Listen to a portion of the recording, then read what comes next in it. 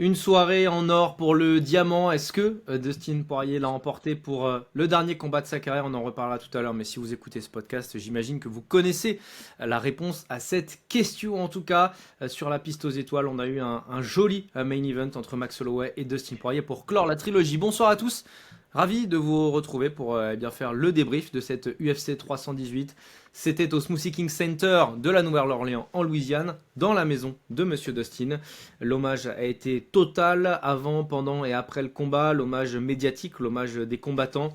On en reparlera de toute façon en filigrane dans cette soirée parce que, avant de présenter les copains qui m'entourent dans ce podcast, on va bousculer un petit peu l'ordre du podcast et on le fera à l'avenir pour les fins de carrière des grandes légendes. J'espère en attendant que tout va bien pour vous, à l'intérieur de vos familles, dans vos têtes et dans vos cœurs, que vous profitez de belles vacances et notamment j'embrasse Baba qui est au pays et qui a l'air de vivre sa meilleure vie. Je lui fais un gros bisou.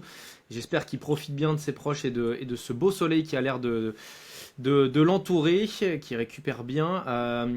Et puis désormais, je présente les copains qui m'entourent. Et lui, justement, il a quitté son Besançon pour retrouver son sud natal.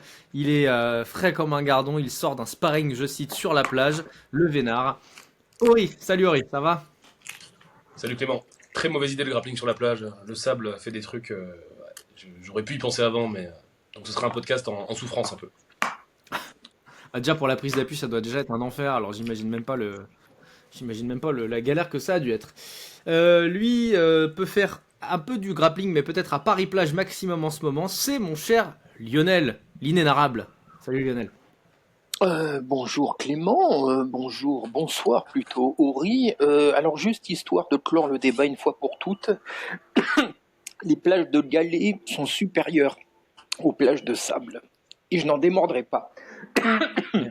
Je Alors m'en qu'il ai, est en train, tu vois, je la m'en nature te étouffe. rattrape parce que tu es en train de t'étouffer. Donc, Exactement. Non, non, mais soyons sérieux une minute. Le sable, oui, c'est beau, mais il y a juste aucune comparaison possible avec les galets. Donc la prochaine fois, Ori, tu vas grappler sur des galets. ah bah bon courage aussi, hein, parce Écoute, que putain. ouais. Oh non, ouais, franchement non. Non, ouais, j'ai même pas envie d'imaginer le dégât.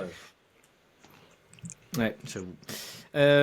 Bon, vous l'avez compris, je l'ai introduit un petit peu là au début du podcast, mais on va modifier un peu l'ordre habituel des choses dans ce podcast. D'habitude, on commence des early et on monte jusqu'au main event. Lionel, je te coupe parce qu'il y a un bruit de fond, pardon. Voilà, je vous dis tout.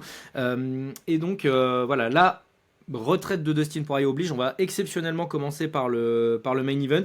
N'hésitez pas à nous dire pardon, ce que vous en pensez d'ailleurs en commentaire. Est-ce que vous avez envie qu'on fasse ça tout le temps? Est-ce que vous voulez qu'on fasse vraiment les gros événements d'abord et qu'ensuite on glisse vers les early pour votre qualité d'écoute? Voilà, vos retours sont précieux, que ce soit sur YouTube, sur Spotify. N'hésitez vraiment pas à nous dire, et sur Twitter évidemment, n'hésitez pas vraiment à nous dire ce que vous en pensez. Vos retours sont très précieux. Eh bien, c'était donc le dernier soir d'une étoile, d'un diamant, Dustin Poirier qui affrontait Max Holloway pour la ceinture BMF. C'était très anecdotique, mais c'était pour se donner un semblant d'intérêt, si tant est qu'il y en avait vraiment besoin dans ce main event, pour crédibiliser le main event, pour dire voilà, sur les numérotés, whatever, c'est forcément pour une ceinture. Écoutez, pourquoi pas. Max Holloway, Dustin Poirier, on aura peut-être un jour une discussion sur la BMF, parce que je sais que je suis un peu différent peut-être de la masse là-dessus. Mais c'était un combat, et vous en avez très bien parlé en preview d'ailleurs. Mettre en place une trilogie quand il y a 2-0, c'est toujours compliqué. On l'avait vu avec Pantoja par exemple ces derniers mois. Le fait est que c'était la première fois qu'on avait donc cette trilogie chez les moins de 70 avec un Max Holloway qui était dimensionné pour la catégorie. Ori, je me tourne vers toi tout de suite pour commencer. Toi en plus qui était un fervent fan et un fervent amoureux de Max Holloway. Le moins qu'on puisse dire, c'est que le début du combat nous a montré que Max, quand il est bien préparé à moins de 70, c'est le jour et la nuit par rapport à ce qu'on a vu en 2019. Ah bah il a fait mal, hein, franchement. Dès les premiers coups, les premiers impacts, bah, je crois qu'il a droppé Poirier au bout de peut-être 3 minutes, un truc comme ça. Je pense Ouais, pas que 2,40 beaucoup de je crois. gens. Ouais, je pense pas que beaucoup de gens avaient ce scénario-là en tête. Et puis même, il paraissait énorme, franchement. C'était pas le Holloway qui était encore un peu joufflu, un peu qu'on avait vu en 2019 sur sa montée en 6 semaines, pas préparé quand il était champion des Feather et qu'il a fait un peu ce saut de manière improvisée. Ouais, là, il s'est bâti une vraie carrure de 70. Dans la preview, on avait un peu exprimé des doutes quant au fait que éventuellement le fait d'être redescendu pour combattre Topuria après Gaethje, ça pouvait peut-être poser peut-être un peu souci sur sa carrure, sur tout ça. Mais non, franchement, il a répondu à ces doutes-là assez vite. Franchement, c'était un Terminator. Il a paru enfin, il a toujours eu un peu ce physique longiligne, Max Holloway, grand et fin, mais là, franchement, c'était oublié, il était massif, c'était assez choquant, franchement, à ce niveau-là. Lionel, je te lance tout de suite sur cette impression de vitesse. Moi, ça m'a vraiment choqué dès le début du combat. J'ai trouvé que, comme tu le dis, Ori, ok, la montée est parfaite physiquement, athlétiquement. Il répond vraiment à ce qu'est un moins de 70 aujourd'hui. Mais moi, c'est le différentiel de vitesse et de vivacité entre Holloway et Poirier m'a vraiment choqué première seconde. Et autant je voulais mettre en valeur la vitesse de Holloway, autant j'étais un peu dans une dichotomie parce que d'un autre côté, je trouvais Poirier super lent. Je sais pas si j'abuse ou si je grossis un peu le trait pour le podcast, mais je l'ai jamais vu aussi pâteau en fait. D'entrée de combat, peut-être un peu pris par l'événement aussi, attention, hein. Ouais, c'est fort possible. C'est surtout, la dichotomie, elle était aussi, comme vous l'avez évoqué, avec le combat de 2019. Voilà, là on avait vraiment un match Ouais. hyper préparé, qui a trouvé, ça y est, son vrai physique à 70, et ça changeait la donne, parce qu'il a réussi, a priori, effectivement, comme on l'avait vu contre Gaethje, à ne pas perdre de vitesse, à ne pas perdre d'explosivité, et il est surtout tout de suite rentré dans le combat, il a bousculé Poirier absolument tout de suite. Et je pense que Poirier, en fait, il a jamais réussi à trouver son rythme, tout simplement. Dès le départ, il a été pressuré, et je pense qu'il s'attendait peut-être pas à ça.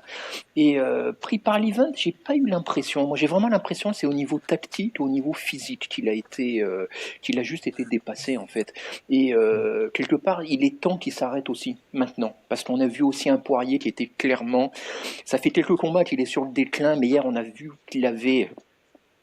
On a toujours dit que c'était le meilleur des numéros 2, mais hier moi j'ai vu un combattant qui était limite hors top 5, voilà. Donc il est dépassé par lui. C'est vraiment les trajectoires qui se croisent là en l'occurrence dans cette catégorie. Henri, je te remets tout de suite sur le knockdown. Au bout de 2,40, t'en parlais un petit peu tout à l'heure. On peut aller dans l'analyse, on va dire, du moment. Mais ce qui m'a ce qui a encore plus donné du crédit au fait que Poirier était, je trouve, étonnamment lent au début de combat, surtout, c'est qu'en fait, c'est un one-two d'école que met Max. C'est vraiment un jab direct, bras arrière en ligne, qui impacte, c'est même pas sur la tempe et tout, c'est vraiment de front. Et Poirier, d'habitude, avec son placement et ses esquives de boxeur, il a toujours su éviter ça. Quand je vois le drop arriver, j'en revenais pas en fait. Je me dis, mais c'est pas possible, ça va durer 2 minutes en fait. Mais justement, alors c'est pas un one-two, c'est un crochet gauche et bras arrière. Et en fait, c'est un truc Ouais, qu'Holloway a fait à plusieurs reprises pendant ce combat-là. C'est un truc que McGregor avait réussi à exploiter un peu dans le deuxième combat, où McGregor prend le KO. En fait, le fait de déclencher un crochet, ça déclenche un peu du coup la garde diamant Mayweather, un peu de ouais. Poirier avec son épaule devant, l'espèce de Philadelphie de garde là. Et en fait, le fait de déclencher sur un crochet, ça fait partir Poirier sur une espèce du coup de défense de crochet. Et en fait, Holloway il passe vraiment au milieu, il passe vraiment entre l'épaule et le bras de Poirier. Et donc ça passe vraiment menton, et c'est un truc qui surprend Poirier. Mais il y a aussi un autre truc, c'est qu'en fait c'est un peu le premier moment du combat où Holloway se plante vraiment pour envoyer un coup au visage. Juste avant ça, en fait, il avait beaucoup envoyé au corps. Il y avait beaucoup de prise de marque de distance. Holloway, c'est un truc qui fait beaucoup en fait de prendre sa distance en frappant au corps. C'est un truc qu'il avait fait De aussi plus en plus contre d'ailleurs. Qatar avant de devenir un espèce de tsunami. Enfin, et puis ouais, il a été vachement rebondissant dans les premiers instants du combat. Et puis dès qu'il a vu l'ouverture et qu'il y avait moyen de frapper fort au visage, il l'a prise, et puis ça a fait mouche. Ce qui est encore une fois assez impressionnant pour un mec qui a fait quasiment toute sa carrière en poids léger. C'est clair. En poids, Et ouais, puis en en plus, poids Feather, effectivement. en plume, ouais, ouais, ouais, bien sûr. Donc après ce knockdown-là, il y en a un deuxième, mais c'est dans la continuité en fait. C'est juste que Poirier, pour le citer, il était a little bit buzzed, comme il l'avait dit après Connor.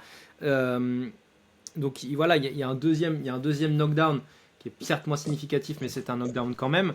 Et ensuite, on a vu plein de, j'ai envie de dire, de mauvais réflexes que Poirier, je trouve, a un peu gardé tout au long du combat. Par exemple, c'est quand même un mec qui latéralement se déplace bien, enfin, il sait bien quadriller la cage et savoir se recimenter ensuite. Je trouvais il reculait beaucoup en avant-arrière sur ce combat-là.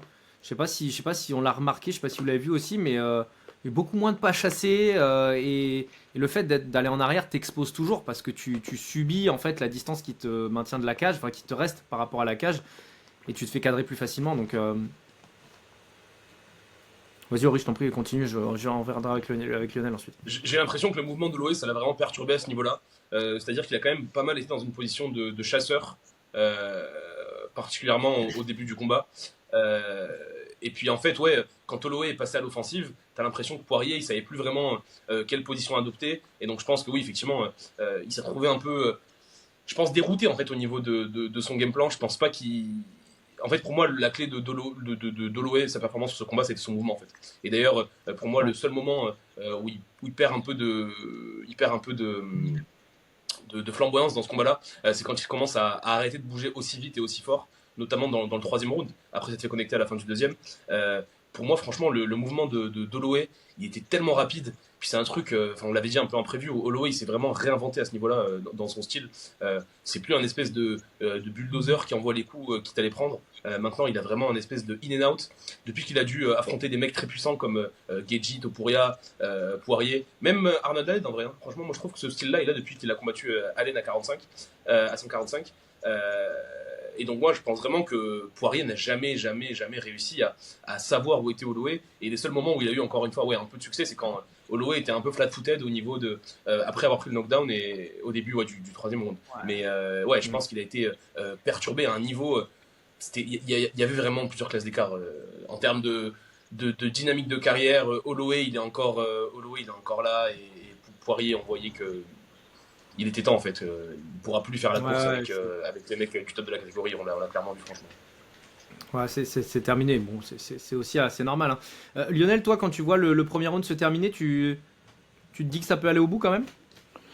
Difficilement. Moi, j'avais surtout de la peine pour Poirier. Je priais pour que ça se termine pas si vite, en fait. Mal. Tu vois, parce que ça c'est quand même passé pas loin du tout et ça aurait été vraiment le pire des scénarios pour son dernier combat, se faire arrêter dans le round 1. Il méritait pas ça. Voilà, il méritait pas ça.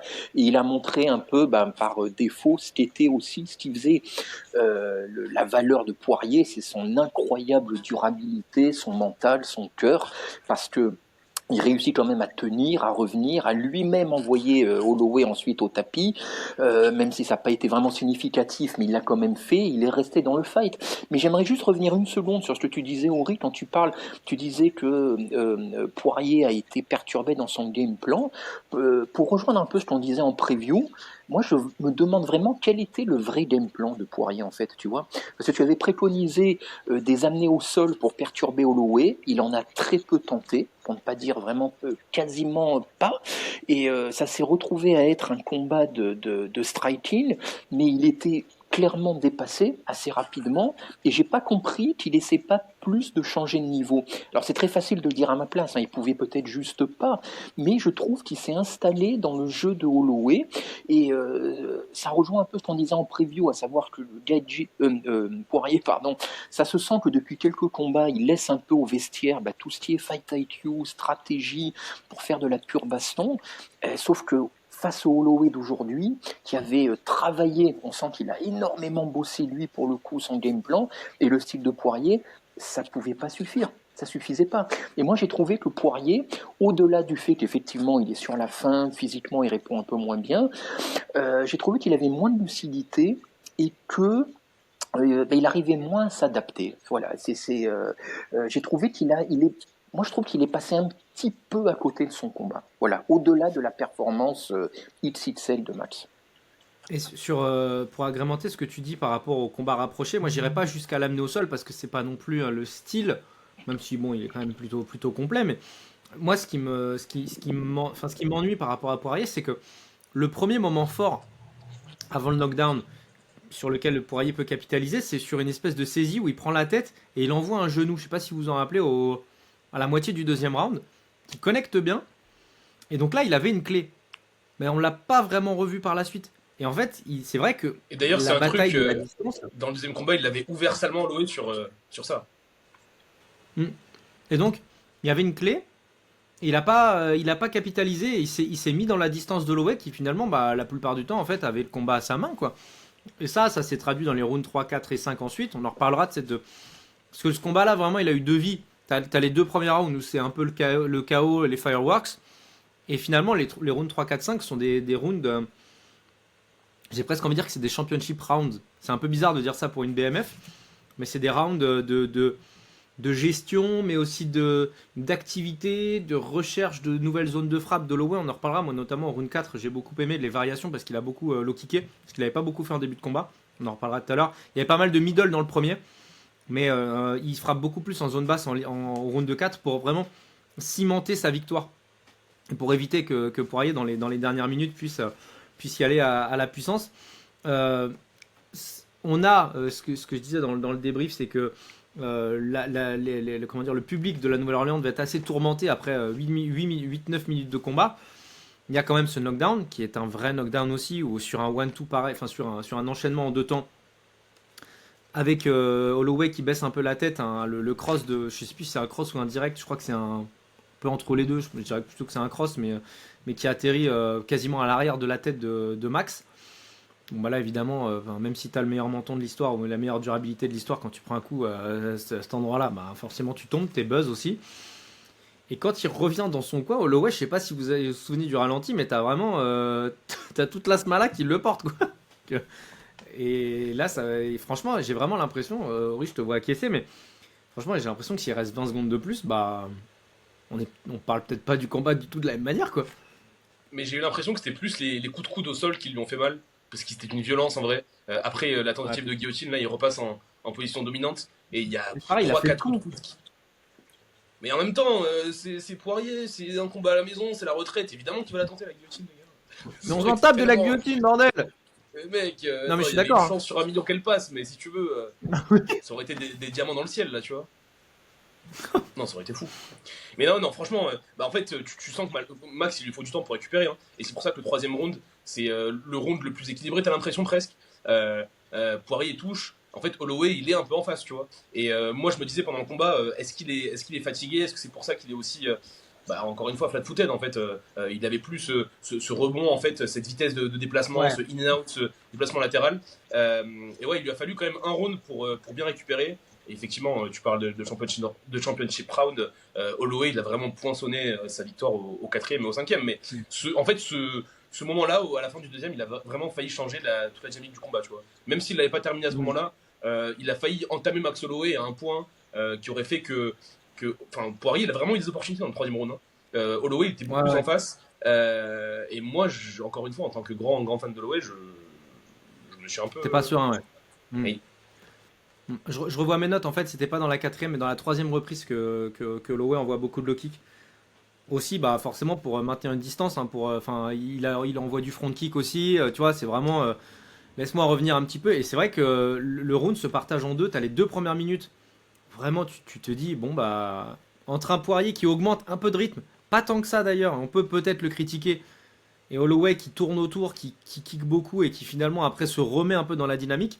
Ouais, ouais, non, ce troisième round là est un peu une charnière.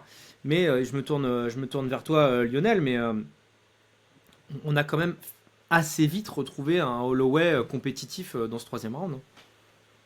Ouais, mais parce que je répète un peu ce que j'ai dit tout à l'heure, pour moi c'est Poirier qui l'a laissé faire son combat. Tu vois, j'ai l'impression que Poirier, je sais pas s'il il se méfiait à juste titre, mais je comprends pas qu'il soit resté à ce point en striking à la bonne distance de Holloway.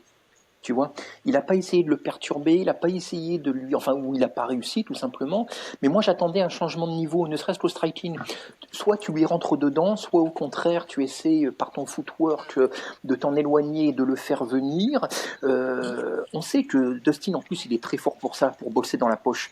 On l'avait vu Mm. contre notamment, contre Gaethje, contre Hooker, bien sûr, contre Ah, Connor. mais Là, Max, il c'est un était enculé.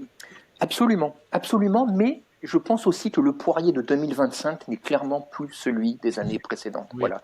Moi, j'ai vraiment vu un combattant qui était, c'était son dernier combat. C'était un combat de gala, un jubilé. C'est bien que ça s'arrête maintenant. Voilà, clairement. Ouais. Parce que un combat de plus aurait pu être le combat de trop. On en reparlera à la fin de l'analyse, mais en effet, oui, il y a un truc de bon bah c'est bien aussi qu'une légende parte au moment où son corps lui dit stop, quoi. Ce qui est très Ouais. rare hein, dans le MMA d'aujourd'hui. C'est vrai ça aurait pu être beaucoup plus dur comme fin de carrière. Pour rester dans l'analyse peut-être un peu round par round, la quatrième reprise, elle est un peu difficile à juger. T'as des juges qui donnent le round de 4 à Poirier, il me semble. J'arrive pas à revoir la scorecard. J'avais vu ça se passer sur Twitter. Tu l'as la scorecard, Ori, ou pas? Non, j'ai pas Non, grand chose. je te voyais. Bon, j'arrive pas à l'avoir sur. Non, mais pour moi, c'est plutôt le troisième. Profil Je de pense l'IA. que c'est le 4. Enfin, le 4, vraiment, Holloway, il reprend le contrôle à un niveau. Il lui refait un peu ce qu'il faisait au premier round. Hein. Je pense pas que le 4, à mon avis, c'est plutôt le troisième. Ah, c'est bon, j'ai le truc devant les yeux. Alors, Poirier prend le. Alors, ouais, tu vois, t'as un juge qui donne le 3 et quatrième round à Poirier. T'as Eric Colon qui donne seulement le quatrième round à Poirier. Et Sal D'Amato donne le deuxième round à Poirier et tous les autres à Holloway. Et en fait, le quatrième round, il est un peu bizarre parce que moi, je le donne à Max sans trop de problèmes. Parce que je trouve que Max, il est mieux dans les esquives et dans la lecture du striking adverse. Et en plus, tu vois, je regardais les stats. Bon, encore une fois, on n'écoute pas les stats et tout. Mais pour le coup, dans un round série, il y a quand même 20 frappes significatives de différence. Car on est sur 44-24 et c'est le round où il y a le plus gros écart du fight. Et donc, en fait, bah, Championship round, on est sur un travail d'achèvement et un travail de sap, en fait, qui paye, quoi. T'as cette impression de puissance de Poirier qui perdure, mais en fait, bah, je trouve que la garde, elle est moins en place que d'habitude, donc il prend quand même pas mal de coups. Et malgré l'impression de puissance qui visuellement doit frapper fort dans l'esprit des juges, et c'est normal, moi, il n'y a rien qui m'a éclaboussé de Dustin sur ce round de 4 en fait. Je n'ai pas souvenir d'un grand moment fort, par exemple. Mais t'as un peu l'impression que il jette un peu ses dernières forces dans la bataille à ce niveau-là, à ce moment-là, Poirier, dans le sens où là, il rentre encore dans Max Holloway. Max, il fait beaucoup d'esquives de mouvements de tête d'anglaise qu'il faisait pas trop au début du combat, il comptait plus sur son mouvement. Mais bon, vraiment, c'est compliqué de rebondir pendant 20 minutes et de tourner autour de Poirier. Mais j'avais l'impression que c'est vraiment le moment où il jouait crânement sa chance à ce moment-là, Poirier, mais que c'était vraiment assez flagrant qu'Holloway était encore au-dessus à ce niveau-là. Et ouais, tu me dis 20 strikes de différence, ça me choque pas non plus. Parce que pour moi, Holloway reprend vraiment son taf de démolition au quatrième round. Ses combos de 3-4 coups, ses blitz. Et même si Poirier a encore plus de répondants qu'au cinquième, je trouve, pour moi, le quatrième round, il est clairement pour Holloway, c'est clair. Ouais. T'es sur notre ligne aussi, Lionel, de donner le quatrième à Max sans trop de problèmes? Oh, mais moi, je les donne, à part le deuxième, je les donne tous à Max de toute façon, quoi. Ouais, Voilà. bon, Mais sachant que comme D'Amato et comme nous, ouais. Oui, ouais, mais il lui marche pas dessus, attention, hein, il le piétine pas, c'est pas, ça frôle jamais le 18, mais il est juste devant, et j'ai envie de dire que les 3, 4, 5, c'est de la, entre guillemets, de la gestion de la part de Max. Et tu vois, tu disais que ce combat avait eu plusieurs vies, clairement, les deux premiers rounds, comme tu le disais, c'est le chaos, mais ensuite, moi, franchement, à la fin du 2, je me dis, bah, putain, bah, j'avale mon chapeau, j'y croyais pas à ce combat, mais en fait c'est incroyable. Mais après, dès le début du round 3, et plus encore dans les 4 et 5, bah, en fait c'est devenu le combat que je craignais un petit peu, quoi. C'est-à-dire une sorte de sparring un peu plus appuyé, mais au cours duquel jamais on n'a plus senti Poirier capable de le faire. Ouais, je suis assez d'accord avec ça. Le round 5, j'ai pas envie de dire qu'il est anecdotique, mais il est dans une forme de continuité. On a un Max qui varie beaucoup. Au début du fight, il faisait des coups de pied retournés, un peu comme ce qu'il avait fait à Geji là, quand il lui avait pété le nez. Probablement parce qu'il avait vu dans le training camp que Dustin pouvait parfois avoir un évitement avec un abaissement du buste et la tête en fenêtre de tir sur les spinning back kicks. Ça n'a pas été le cas, il a arrêté très vite. Il y a de l'inside low kick qui frappe fort, t'as le jab qui marche toujours aussi bien pour le Le quadrillage. middle aussi, il a bien. J'ai bien aimé aussi, je crois que c'est dans le round 5. Ouais, le middle a très très bien marché. L'air d'opposé, Son ouais. travail de sap. son travail de sabre d'une manière générale a bien marché. Mais moi, ce que j'ai bien aimé, qu'on voit dans la dernière partie du combat, c'est les. Tu l'expliqueras mieux que moi, Ori, mais c'est ce réaxage, en fait, où au lieu d'être vraiment en ligne, tu vois qu'en fait, sur ses déplacements latéraux, il rentre, il place ses combinaisons à 3-4 coups, et tu vois vraiment Poirier qui est sur le côté, et qui, en fait, avec l'épaule, ça suffit pas, il prend des coups. Je ne saurais pas l'expliquer avec des termes, C'est un peu, je pense, la limite du style de Poirier, tu vois. La défense de Poirier, elle peut être vachement utile, mais je pense que. Enfin, vachement utile et efficace, mais je pense qu'en MMA, tu vois, en termes de footwork, ça montre ses. Enfin, tu vois, c'est la raison pour laquelle tu vois pas encore des milliards de mecs en MMA l'utiliser, en fait, ce finish. C'est parce que je pense que quand tu commences à te faire un peu acculer, c'est compliqué de bien reculer, enfin, de bien bouger latéralement en ayant l'épaule comme ça. Enfin, tu vois, je pense que ça te bloque, ça te cloue un peu au sol, tu vois, le fait d'avoir cette défense-là, à mon avis. Et en fait, ouais, Max Holloway a totalement exploité ça comme il fallait, franchement. Mais tu vois, tu parlais un peu de. Tant que j'ai la parole, excuse-moi. Lionel, de game plan. Ouais, tu vois. Oh, la Attends, tyrannie. les gars, on parle de Holloway, j'ai failli mettre en costard, les gars. C'est mon gloire. Je passe pour un tyran. Tu te demandais un peu. Les gars. Tu parlais de game plan, Lionel. Tu te demandais un peu ce que ça pouvait être le game plan de Poirier. Moi, j'ai eu l'impression que Poirier paraissait même surpris au début du combat que Holloway joue pas son jeu, en fait. Tu vois, qu'il se plante pas au milieu, dans la poche, qu'il donne pas un divertissement ultime pour le dernier combat de Poirier. Et en fait, non. Holloway a varié, Holloway a bougé, a kické. Il n'est pas resté à boxer dans la boîte avec Poirier. Ça aurait été débile, tu vois. Dans le deuxième combat, c'était un peu ça. Et Poirier, tu sentais que, si tu veux, le fait que Holloway le piquait quand même assez fort faisait qu'il n'avait pas envie d'avancer, de se jeter le menton à la fenêtre, alors que le deuxième combat en 2019, c'était un peu ça. C'est Holloway qui masterclass Poirier pendant 4 minutes, qui lui envoie un barrage de coups, et Poirier qui se dit en fait il me fait pas mal, et il lui rentre dedans, il lui met un crochet, ça le fait tituber dans toute la cage, et puis Poirier gagne un peu les rounds comme ça en vrai, dans le deuxième combat. Donc ouais, je pense que là, la dynamique de carrière, l'évolution aussi, encore une fois, parce que voilà, on parle du fait que Poirier est un peu bloqué dans son style, et que son style montre un peu des limites. Même s'il y a un moment, quand il arrive en lightweight, les gens ont vraiment eu du mal à s'adapter à ce style-là de boxe en finish. Voilà, en fait, t'as Holloway qui s'est réinventé, et t'as Poirier qui, malheureusement, n'a jamais vraiment réussi à faire ça. Et encore une fois, bon, on a vu le différentiel de niveau, et même le différentiel, j'ai envie de dire, stratégique et mental dans ce combat. Ouais, tout à fait. Bon, ben, ça nous fait arriver sur cette décision. Donc, on a deux juges qui donnent 49-46 et un juge qui donne 48-47. Victoire par décision unanime de Max Holloway qui conserve donc sa ceinture BMF. Il y a eu le doigt pointé au centre de la cage pour aller sur cette phase de guerre. Je trouvais ça fun parce que autant Poirier, il par ego, il y va un peu. Et puis en fait, il prend 4 gouaches, il en renvoie une. Oh, je vais peut-être clincher quand même. Sage décision. Il a vu sa famille dans le public, il a eu les flashbacks de ce qui s'est passé contre Gaethje, tu vois. Je pense qu'il s'est dit que ce serait bien s'il pouvait sortir de la cage en vie, en bonne santé, et s'il pouvait avoir une interview, tu vois, qui n'était pas sur une civière. Mais c'est un peu triste quand même que la dernière image de la carrière de Poirier, c'est Holloway qui l'invite à brûler et Poirier qui clinche, quoi, tu vois.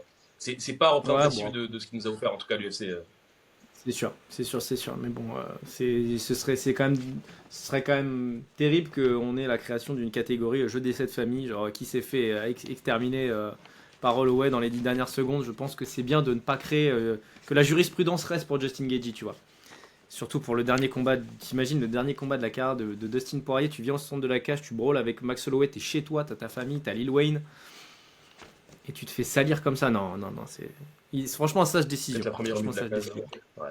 Ouais, mais vous voyez, par rapport à ce que vous dites, si je peux juste ajouter, moi, le fait que Poirier le clinch à la dernière seconde, je trouve ça très intelligent pour éviter tout ce que vous avez évoqué, mais j'aurais aimé qu'il le fasse plus tôt, qu'il le fasse plus, pour casser la dynamique un peu de Holloway, justement, tu vois.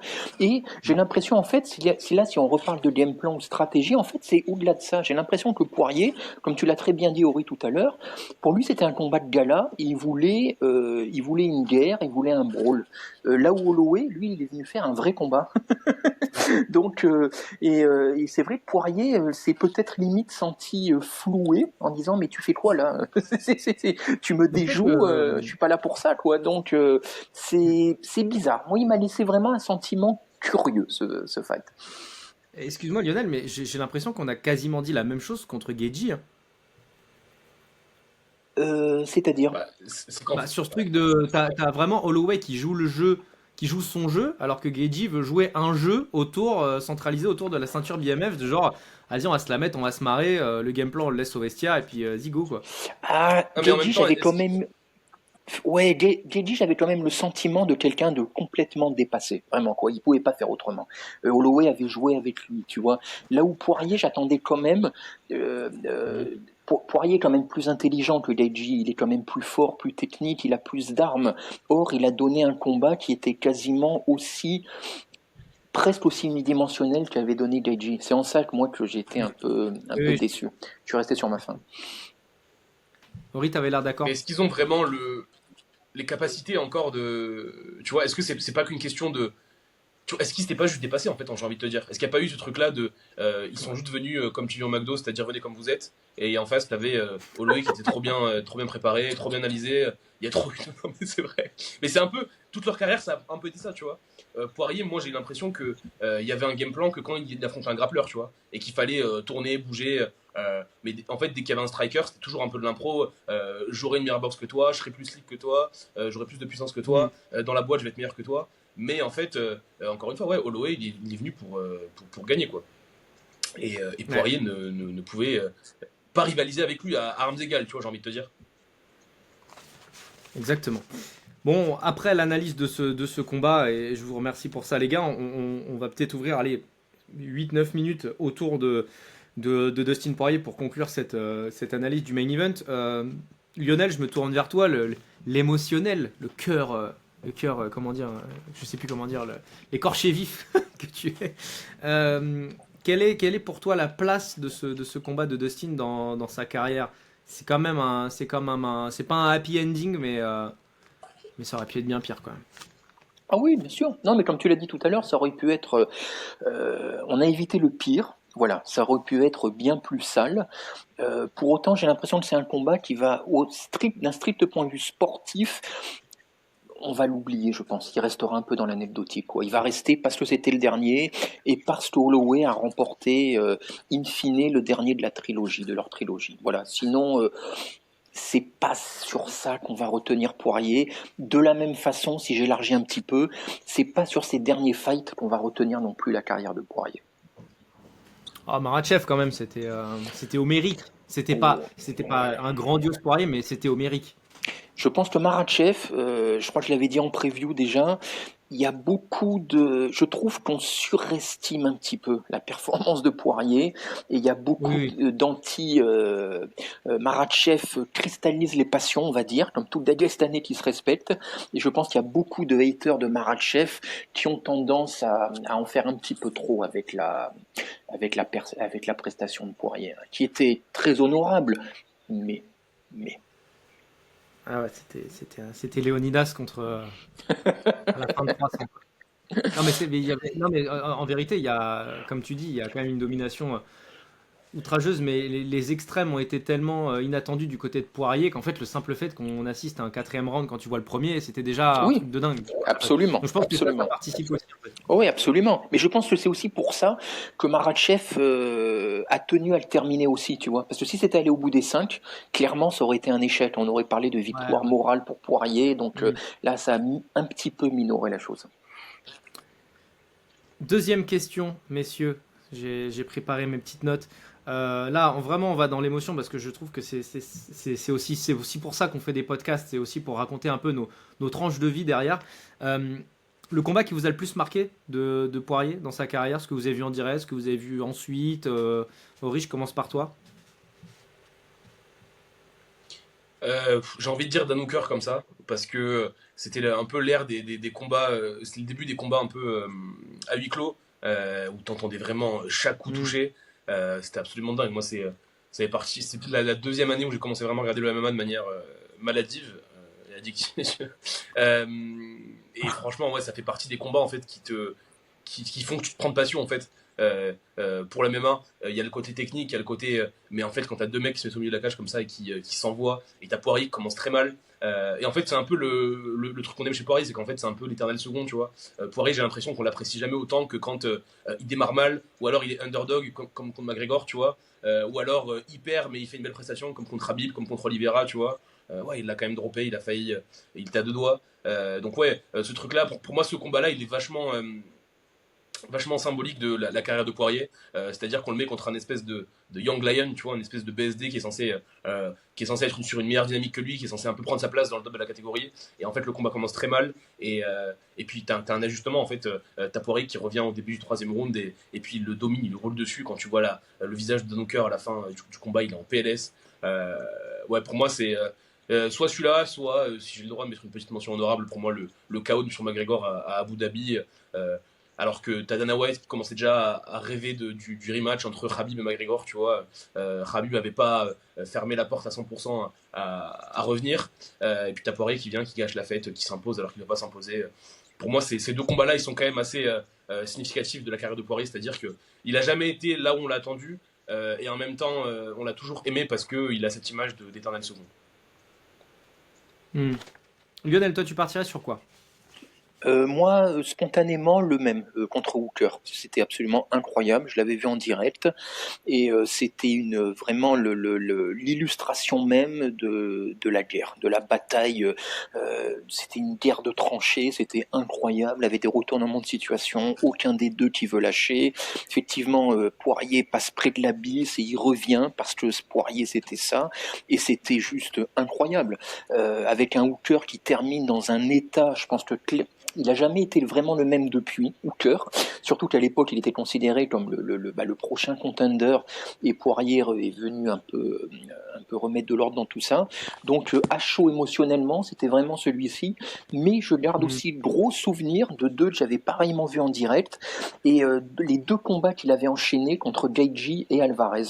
Parce que Gaethje, à l'époque, c'était pareil, c'était le prodige, c'était le prochain champion, c'était le prospect ou quoi, et ça a été une Après guerre. Barboza et après Michael Johnson. Exactement. Et Poirier, Poirier a montré qu'il y avait they are level to this game, quoi, vraiment clairement. Et ça, c'est un combat, ça fait partie des combats qui en plus ont eu de bonnes répercussions parce que ça a beaucoup fait grandir Gaethje.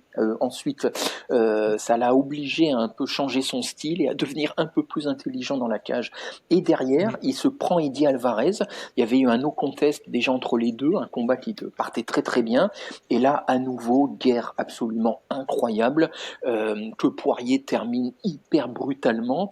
Et l'enchaînement des deux, sachant qu'ensuite il a affronté Holloway pour un rematch, où là encore ça a été une guerre, Poirier est devenu à cette époque, c'était le fan-friendly ultime. Vraiment, quoi. Tu savais que c'était pas le plus fort, mais avec lui, c'était impossible de s'ennuyer. Et pour moi, c'est les combats qui ont mené, qui ont vraiment instauré l'image de Poirier pour l'éternité, pour ce qu'il est encore aujourd'hui. C'est-à-dire, pour moi, tu penses MMA, tu penses UFC, tu penses à Poirier. Voilà. C'est le combattant qui donne tout dans la cage, qui gagne ou qui perde. Tu sais que ça va être le spectacle et le divertissement dans le bon sens du terme absolu. Voilà, et de fait, cette époque-là, pour moi, c'est le pic Poirier, voilà. Et plus en bonus parce que c'était, c'est que, comme l'a dit Ori, c'est le combat, le rematch contre McGregor, voilà, le combat 2, sachant qu'à l'époque, tout le monde voyait McGregor l'emporter, l'orga, les fans, machin ou quoi, et que Poirier soit venu de cette façon-là gâcher la fête, c'était extrêmement réjouissant. Il a rendu populaire le calf kick dans le monde entier. C'était chouette. Écoute, moi je savais pas si vous alliez le citer, mais moi ce serait peut-être bizarrement, mais ce serait le combat contre Eddie Alvarez justement, où grosse guerre et en fait quand tu vois le passif avec le no contest et le coup de genou illégal devant un public qui le hue. T'as beaucoup de Poirier en fait dans cette rivalité avec Alvarez parce que justement après le no contest il a la classe absolue que moi j'ai toujours adoré avec Poirier, c'est de dire Don't boo this man et d'engueuler le public qui conspue et Alvarez qui en fait c'est un fait de combat en fait quoi, il a fait quelque chose d'illégal mais c'est arrivé à John Jones, c'est arrivé à Petrian, c'est arrivé à plein d'autres avant. Si je puis me permettre, le combat, c'était pas le premier mauvais coup qu'envoyait Alvarez pendant le combat. Et pour moi, c'est un peu plus qu'un fait de jeu quand même, si tu veux. C'est quand même clairement illégal. Donc, si tu veux. Et juste, je me permets, hein, après je te redonne la parole, mais moi j'avais aimé l'attitude de Poirier, qui certes était classe vis-à-vis du public, mais je sais pas si vous vous rappelez cette image, tu as Alvarez qui vient lui serrer la main en s'excusant, et Poirier Oui. fait une tête du style ouais. Ouais, Ouais. ouais. Je voulais en parler aussi. Je voulais en parler de ça aussi parce que il s'est passé un peu la même chose contre Chandler où, où il a toutes les aspérités du combattant que tu es obligé d'aimer parce qu'il a l'ego de dire à un mec qui casse les couilles, quoi. Enfin, ça a été le cas avec Alvarez, ça a été le cas avec Chandler, ça a été le cas avec McGregor. Il a un peu de répartie, mais tout ça en restant très classe. Regarde ce qui se passe contre McGregor dans le troisième combat, alors que c'est la guerre absolue. Il a quand même la classe de dire à un moment donné dans son speak, j'espère qu'il va rentrer home safe avec sa super famille. Et en fait, bah, moi je suis un peu sensible à ça parce que ça traduit aussi une éducation, ça traduit un art de vivre et ça traduit plutôt de belles choses. Et c'est un mec qui a tout laissé pour nous, Et dans la cage, dans une carrière très longue. Et cette rivalité-là, ces deux combats-là contre Alvarez le prouvent bien. Et justement, comme tu disais tout à l'heure, comme il a l'ego, la classe et l'ego en même temps, et ben dans l'épisode 2, il le détruit. surtout, Alvarez, ouais, ouais. c'est vraiment le début de la grosse fin pour Alvarez à l'UFC en plus ce combat-là. Oui, absolument. Mais tu parles de classe et d'ego. Il y a eu une évolution de Poirier aussi. C'est ça qui est aussi pour ça que les gens l'aiment bien aussi. C'est que Poirier jeune, c'était un peu, je mets des guillemets, mais c'était un peu un petit con quand même. Tu vois, c'était le petit voyou. C'était le. Non, non, mais ce que je veux dire, c'est qu'il y a quand même eu. C'est un mec qui a su Ouais. grandir. Et pourtant, pour ceux qui connaissaient Poirier au tout début, c'était vraiment pas gagné. Mais vraiment, quoi. Tu sais, il faisait un peu punk et je me souviens au début, on parlait de Poirier, c'était l'espoir. Enfin, non, c'était le mec talentueux, mais qui ne passerait jamais un plafond de verre à cause de son attitude, à cause Mm. de son approche de la discipline et de son caractère. Et il a su, là vraiment, il y a eu une remise en question incroyable, et il a su évoluer et devenir un meilleur combattant, et je pense, sans tomber dans le pathos, mais un meilleur être humain. Et ça s'est vu dans la cage. Ouais. Bah, c'est un modèle en fait. Oui, Il y a ah une, ouais, non, mais il y a une vidéo absolument. qui est assez, il y a une vidéo qui est assez iconique dans son club là où t'as un espèce de mec qui vient de commencer la MMA depuis 2-3 ans, qui arrive à la bourre à une session de sparring et le coach envoie Poirier comme un espèce de détraqueur lui dire ok t'es arrivé à la bourre et Poirier le détruit en sparring, c'est d'une violence, t'as l'impression, je sais pas si vous avez vu cette vidéo, elle est folle et en fait tu te Ouais, dis quand tu vois ce Poirier là et que tu vois le Poirier de maintenant tu te dis oh putain il y a vraiment eu un chemin parce que c'est une ordure en fait. Tu vois les gars qui défoncent les ouais. débutants en sparring, enfin, tu vois c'est quand même dans les sports de combat c'est pas l'étiquette la plus valorisée, tu vois. Donc ouais, qu'au final le Poirier se soit vu aujourd'hui comme le bon père de famille, rassurant, à qui t'as envie de confier tes Ouais. gosses, tu vois limite. Tu vois, c'est quand même assez dingue quand Ouais. tu vois le début de sa carrière. Non, c'est vrai. Et dans le même temps, t'as Sean Strickland qui se tape à 34 ans sur des sparring avec des mecs qui ont des têtes de skinhead.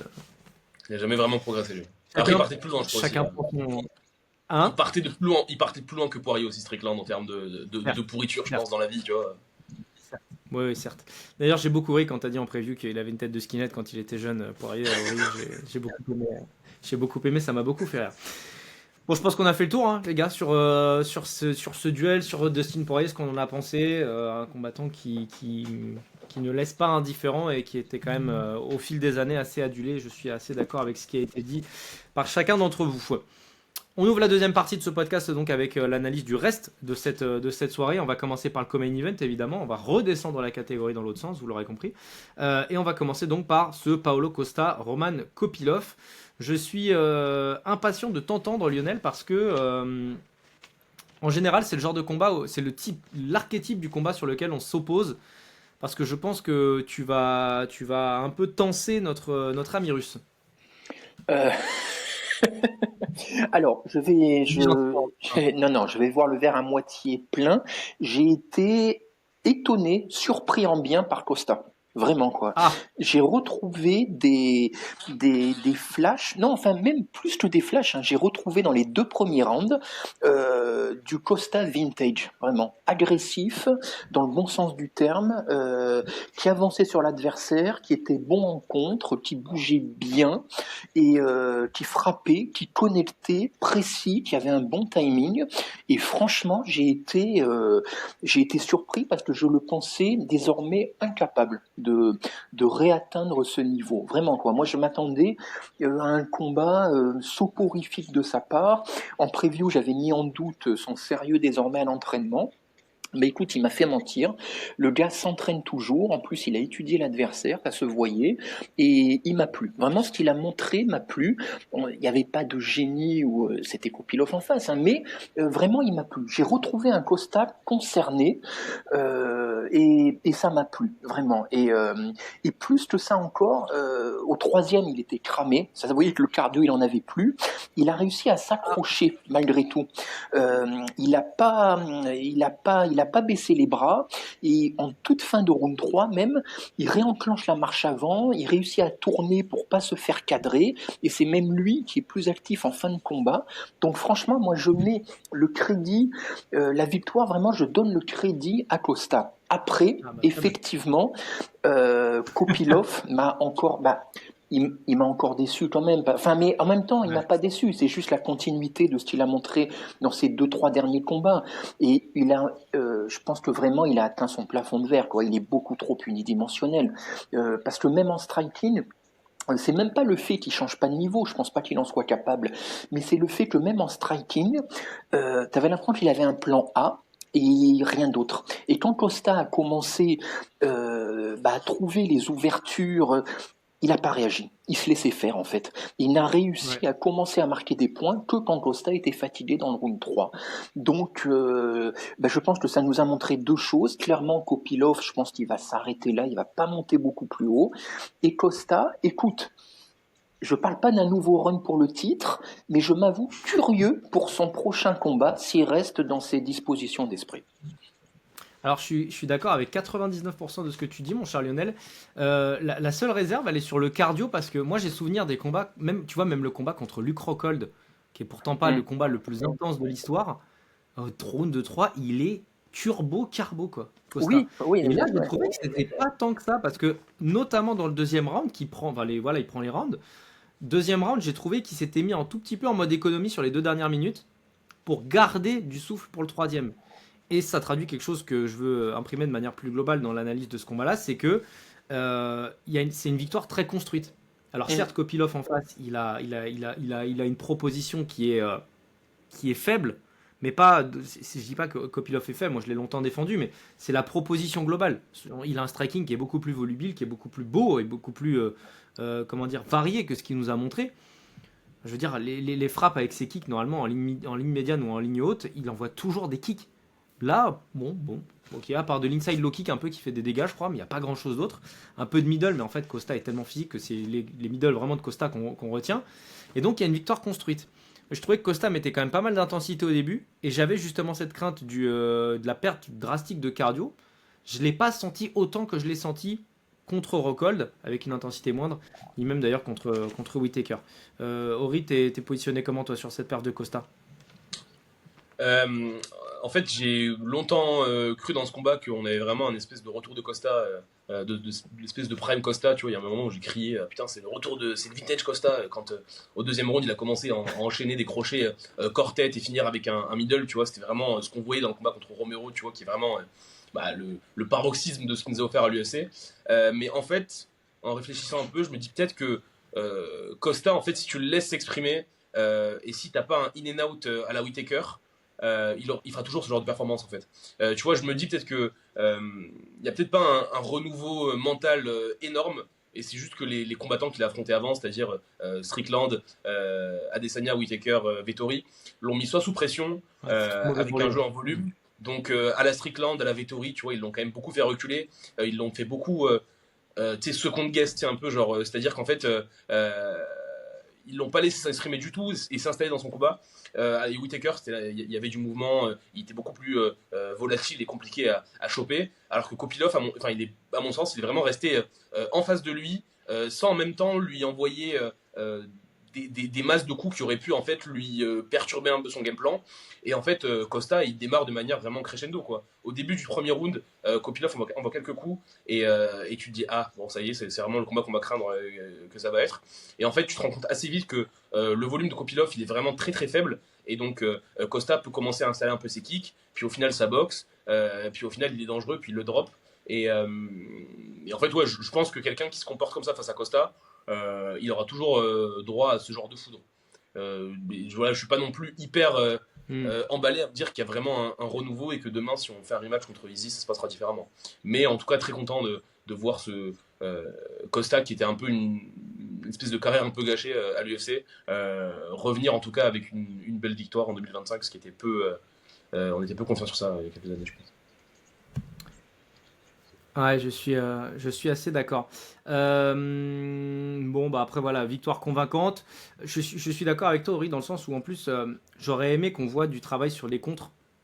Et Ouais. finalement, il a été tellement protagoniste, et vu qu'il n'a pas eu énormément de répondants, bah, c'est un petit peu dommage. Mais il y a eu du vintage Costa par séquence.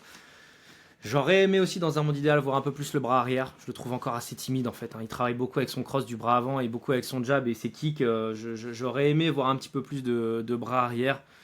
C'est pas encore assez le cas quand tu vois la puissance qu'il est capable de déployer. Pas dire que c'est frustrant, mais c'est un petit peu dommage. Mais bon, écoute, hein, ce sera peut-être pour le prochain épisode. Lionel, tu voulais rajouter quelque chose ou pas? Non, non, non, vous avez tout dit. Eh ben, allons-y pour le combat suivant. Alors là, putain, dans la catégorie combat difficile à analyser, putain, il est pas mal celui-là quand même, hein. Parce que ce Daniel Rodriguez Kevin Holland, il a été, c'était une sorte de feu d'artifice. Parfois, le feu d'artifice, il était lancé par mon petit neveu de 10 ans. Parfois, il était lancé par un artificier expérimenté depuis 35. C'est un peu compliqué d'y voir clair sur ce combat-là. Parce que, en fait, on a tout eu. On a eu un D-Rod vintage dans le deuxième round, la manière qu'il a de dropper deux fois Hollande. On est vraiment sur un striker de bonne qualité. Et dans le même temps, le ground and pound qui s'en est suivi à chaque fois était genre mais misérable quoi. Je sais pas si vous avez les séquences en tête, mais vraiment il envoie des hammer fist, il passe à 1 mètre de la tête de Hollande. Et là, bon bah ok, très bien. Moi j'étais pas là en preview, mais si j'avais été là, j'aurais dit que D-Rod pour moi c'était un mec rincé total. Un mec à la Ponzini Bio, tu vois, vraiment un mec qui ne peut combattre que des mecs qui ont 38 ans comme lui. Bah, finalement, la performance qu'il a fait là était plutôt pas mal. Lionel, je viens évidemment vers toi, puisqu'on parle de Kevin Holland toutes les 2 semaines. Comment t'établis ton analyse de ce combat-là, qui je trouve est un petit peu compliqué. Rien que par exemple sur le fait qu'en fait, bah, Kevin Holland qui se fait drop, moi j'ai quasiment jamais vu ça, quoi. Déjà, Rodriguez, il a tenu son rang. Voilà, effectivement, parce que tu m'avais mis le doute effectivement dans la semaine en disant mais Rodriguez, il est finito ou quoi? Bah, pas tant que ça, mais je mets un Ouais. bémol quand même, ou en tout cas un astérisque. Pour moi, c'est Hollande qui fait encore une fois un petit peu n'importe quoi. Tu vois, en preview, on avait dit qu'il avait de nouvelles dispositions au niveau mental, il prenait au sérieux ou quoi. Moi, je trouve qu'il a pris ce combat. Le premier round, il le prend easy. Et vraiment, je me suis dit, ok, Hollande, le nouveau Hollande, il est sharp, il est précis, bon footwork, ça se voit qu'il est concentré. Et le deuxième, je ne sais pas si comment vous l'avez senti, mais moi j'ai trouvé qu'il en devenait euh, un peu suffisant. Il a laissé Rodriguez en fait revenir dans le fight. Je trouve. Et Rodriguez m'en a profité. Tu peux pas, je trouve, te permettre de combattre, de te maintenir à cette distance face à un gars comme Rodriguez qui a peut-être peu de choses à donner, mais par contre il frappe toujours fort, il est toujours dangereux en striking. Et j'ai trouvé que Hollande, il changeait pas suffisamment de niveau, il est resté pile dans la zone où Rodriguez pouvait être dangereux. Et dès lors, quand il se fait drop, pour moi, il s'en est jamais vraiment complètement remis. Et pour moi, c'est un combat. Pour le coup, je sais que t'aimes pas trop quand je dis ça, je peux le comprendre, mais moi, c'est l'impression que j'ai eue, c'est plus un combat que Hollande perd que Rodriguez gagne, je trouve. Parce que même le 2, il était sonné, c'est Rodriguez qui le prend, mais le 3, j'ai trouvé que Hollande, il est resté beaucoup trop attentiste. Alors il craignait les frappes de Rodriguez, je peux comprendre, mais il n'a pas cherché à faire plus. Et pour moi, je suis resté vraiment sur ma faim. Et avec Corée, on avait dit en preview, il fallait s'attendre à Hollande. Si Hollande était sérieux, il pouvait faire des choses dans la KT. J'en suis beaucoup moins sûr aujourd'hui. Bah ouais, c'est un peu la tristesse de cette carrière. C'est l'inconstance d'un combat à l'autre. Faut dire aussi que c'est un mec qui ne s'entraîne pas puisqu'il combat tout le temps. Donc en fait, il fait des coupes de poids, il combat, il se remet, il repart. Donc il n'y a aucune marge de progression, tu vois. Mais non, mais c'est même pas un avis en plus, Oh c'est ouais, non factuel mais quoi. Enfin, c'est je veux vrai. dire, Non mais c'est vrai, c'est vrai. c'est Bah son quatrième ou cinquième ouais, combat en 2025, je crois déjà. On est au mois de juillet. ouais, non, non, mais Ça c'est avance. vrai, ça n'a aucun sens. Donc voilà, mais toi, Ori, sur ce combat-là, tu veux pencher dans l'école de Lionel plutôt à dire justement, bon, bah, c'est Kevin Holland qui le perd plus qu'autre chose, ou tu veux mettre du crédit à Rodriguez qui, pour donner du crédit à Rodriguez, il imprime un très gros rythme en début de round 1, que Holland n'arrive pas du tout à gérer, et c'est quand D-Rod ralentit qu'il arrive à installer quelques petits trucs, mais en fait, tu vois que quand c'est D-Rod qui est protagoniste, Holland, il est dépassé, quoi. Ouais, mais en même temps, enfin, Dirod, ses offensives, premier round, certes, donc le premier round, il le gagne, et c'est ce qui fait que la décision, je pense, pour Dirod à la fin. Mais Kevin Holland, il est hyper à l'aise dans le premier round, hein. Il prend ses marques, il commence à kicker à distance. Il arrive à vraiment trouver sa distance. Et pour moi, c'est ce qui fait qu'au deuxième round, il est un peu plus négligent sur sa défense.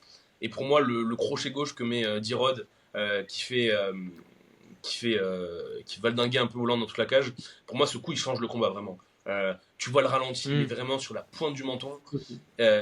Donc c'est dingue que Hollande, qui a un menton de dingue, se fasse, enfin pas coucher out cold sur ça, parce que vraiment la tête, elle tourne vraiment de la manière dont la tête tourne sur les KO les plus terribles. Et donc ouais, je trouve qu'il s'est jamais vraiment remis de ça. Et en même temps, effectivement, Rodriguez a fait un peu n'importe quoi sur la séquence de finish. Mais malgré ça, donc il revient assez fort dans le troisième. Il prend le troisième, il passe deux fois à deux doigts de finir D-Rod. Il lui fait un peu ce qu'il lui a fait dans le deuxième. Mais en dehors de ça, il n'y a pas eu de constance, de plan. Enfin, en tout cas, le plan qui commençait un peu à dérouler jusqu'au début du deuxième, où il a pris cette gauche-là, il était carrément interrompu. Il n'y a pas eu de second souffle stratégique, en tout cas du côté de Hollande. Tu sens que quand il s'est fait toucher, c'était un peu plus de l'impro et de la bagarre. Et puis, à ce jeu-là, il a failli terminer D-Rod au troisième. Mais enfin, pour moi, je pense que D-Rod a envoyé le coup de sa vie au deuxième round. Mais en dehors de ça, le fait qu'il gagne le combat, c'est le fait qu'Hollande n'est pas vraiment remis, parce que ouais, c'était moche. Il paraissait quand même assez rincé sur ses attaques, ses blitz au premier round. D-Rod, c'était assez moche, quoi. Ouais, c'est clair. Il avait le mérite au moins de mettre un peu d'intensité, quoi. Mais moi, j'en veux un peu à Hollande sur le round de 3 parce que je vais aller assez vite, mais quand il score l'uppercut qui envoie D-Rod au tapis, il y a pas trop il capitalise pas assez, je trouve. D-Rod revient debout, il remet un uppercut très puissant sur une autre phase de clinch, et puis après, en fait, la dernière minute, c'est putain de D-Rod qui est sur du ground and pound, en fait, mais c'est pas possible, c'est pas normal, en fait.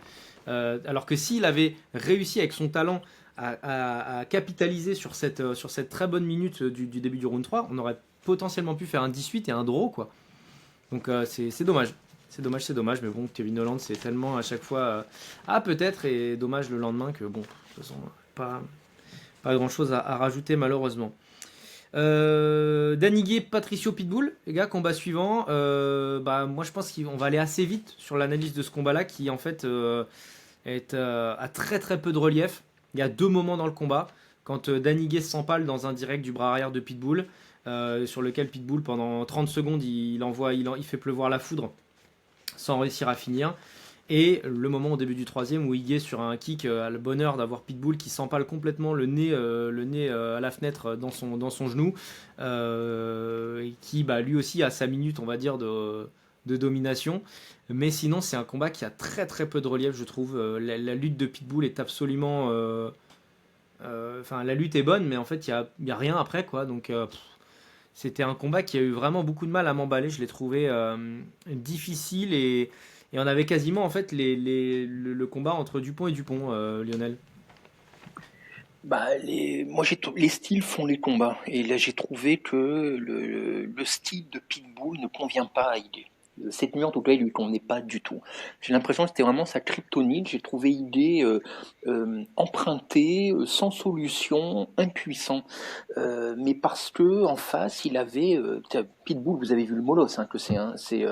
Donc Ouais, ouais, ouais. voilà, tu dis que sa lutte effectivement n'a pas d'inventivité, c'est vrai, mais il en avait pas besoin en fait.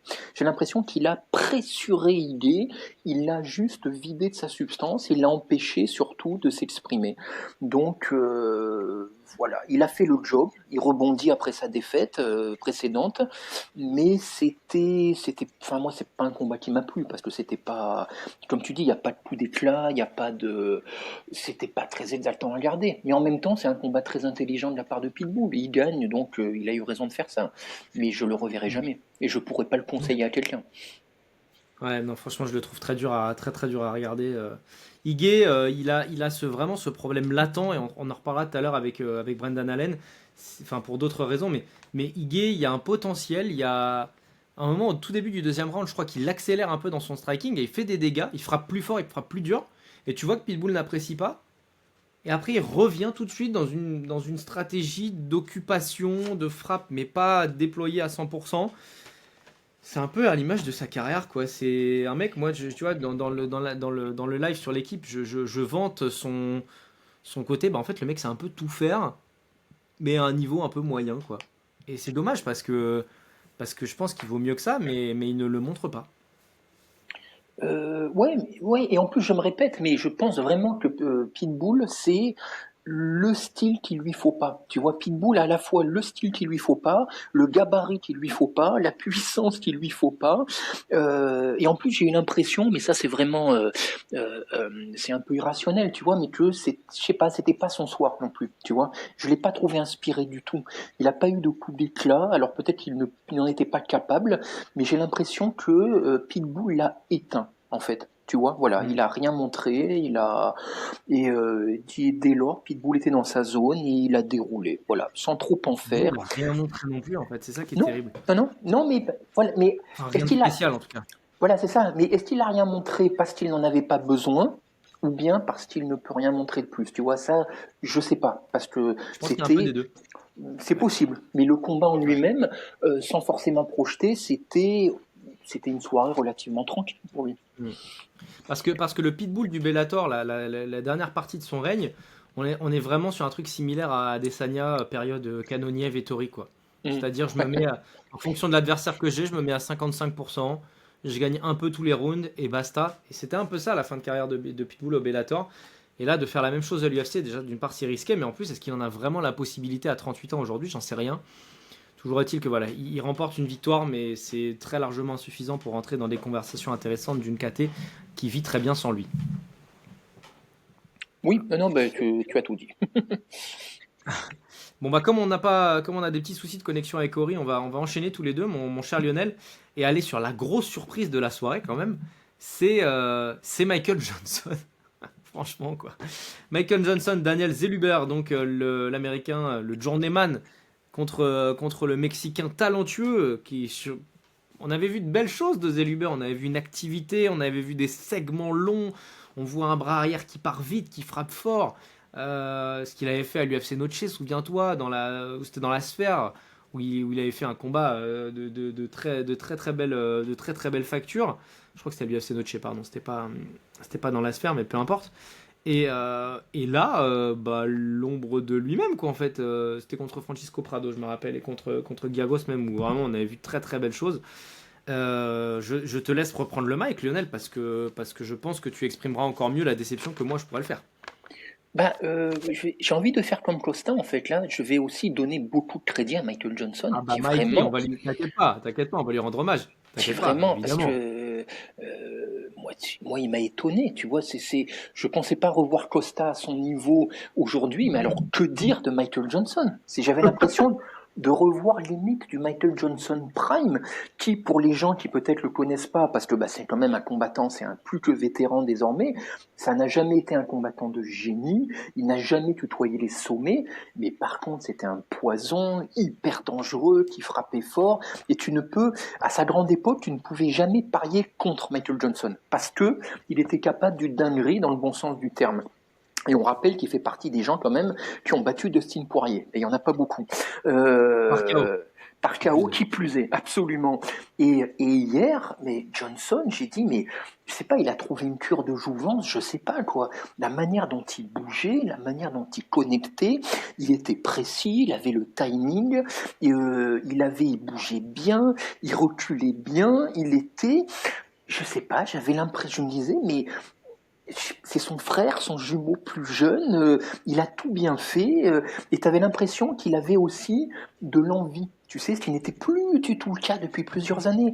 Johnson, quand on le voyait dans la cage depuis tous ces derniers temps, t'avais l'impression qu'il venait parce que pour toucher sa paye, quoi, voilà, parce qu'il a besoin de manger.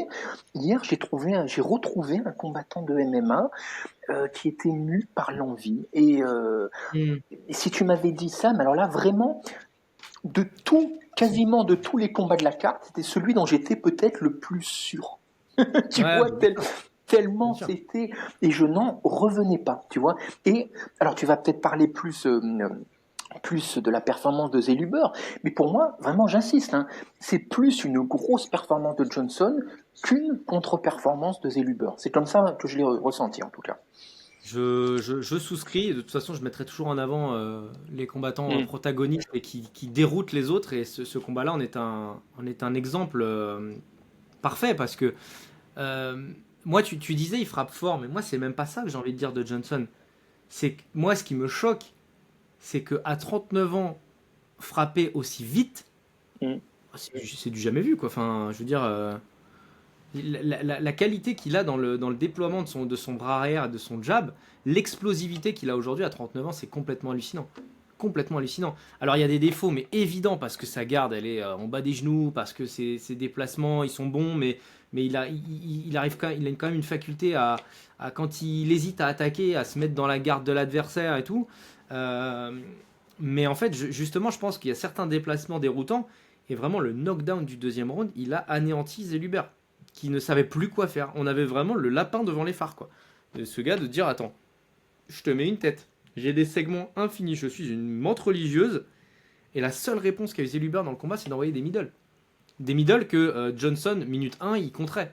Il a bloqué tous les middle. Que ce soit en ligne médiane ou en ligne haute, quand il a tenté quelques high kicks, quelques rares high kicks, Zellhuber, Michael Johnson a toujours bloqué. Toujours. Il n'y en a pas un qui est... Enfin, il y a quelques middle qui sont passés, mais la plupart sont bloqués. Et Zellhuber a jamais envoyé le bras arrière, a jamais essayé de bousculer l'ordre qui était en train d'être établi. Parce qu'en fait, je pense qu'à partir du moment où il a vu la vitesse de Johnson, et d'ailleurs, je sais pas si tu as fait gaffe, mais à l'inter-round, entre le premier et le deuxième, Zellhuber fait une confidence que je trouve dingue à ce niveau-là. C'est qu'il dit à ses coachs, il dit putain, mais il va trop vite. Et il le dit, expressément, devant caméra, devant témoin, il dit, je pensais pas qu'il allait aussi vite. Ça en dit long sur les minutes de réflexion qu'il a dû passer avant et sur les minutes d'après, parce que les coachs lui donnent des conseils techniques. Je crois qu'ils lui disent ouais, il faut mettre du front kick en place, il faut envoyer faut travailler avec le jab, ouvrir des angles de frappe et tout. Et il a réussi à rien faire. Parce qu'en fait, Michael Johnson, avec simplement sa vitesse d'exécution et ses déplacements déroutants, il a complètement mis hors d'état de nuire un combattant talentueux, grand et capable en fait comme Zellhuber, et je trouve ça hallucinant. Et moi aussi j'ai envie de mettre en avant Michael Johnson, mais tu vois tout ce que je peux dire d'amélioratif là sur Johnson, moi j'ai envie de le critiquer auprès de Zellhuber. Comment c'est possible qu'un combattant qui a ses aptitudes n'ait pas au moins essayé, quoi? Moi c'est ça que je lui reproche, tu vois. Et je crois franchement que hier, cette nuit, il pouvait pas, tout simplement. Johnson était dans sa zone et je pense il prend tellement les deux premiers rounds que ça a rendu Zellhuber craintif, en fait. Tu vois, ça l'a rendu timoré dans ce qu'il pouvait faire et ne pouvait pas faire, voulait et ne voulait pas faire. Et Johnson était, il était confortable, on va dire entre guillemets, quoi. Mm. Mais surtout, enfin, moi j'aimerais vraiment savoir quel est. Je me suis pas du tout renseigné, si tu veux, parce que voilà, déjà, Johnson, c'est pas non plus mon combattant préféré, même si je l'aime beaucoup et j'y croyais plus trop. Mais là, je serais vraiment curieux de connaître un peu ses training camps en ce moment ou Ouais, quoi, où il parce en qu'en est, ouais. plus le gars, il a une forme insolente. T'as vu, t'as vu son âge ou quoi, mais pas un problème pour faire le cutting. Il était secos, comme pas permis, comme tu l'as dit. Il a toujours vitesse, explosivité. C'est, je sais Le pas. gars, Là, c'est de la j'avoue viande. que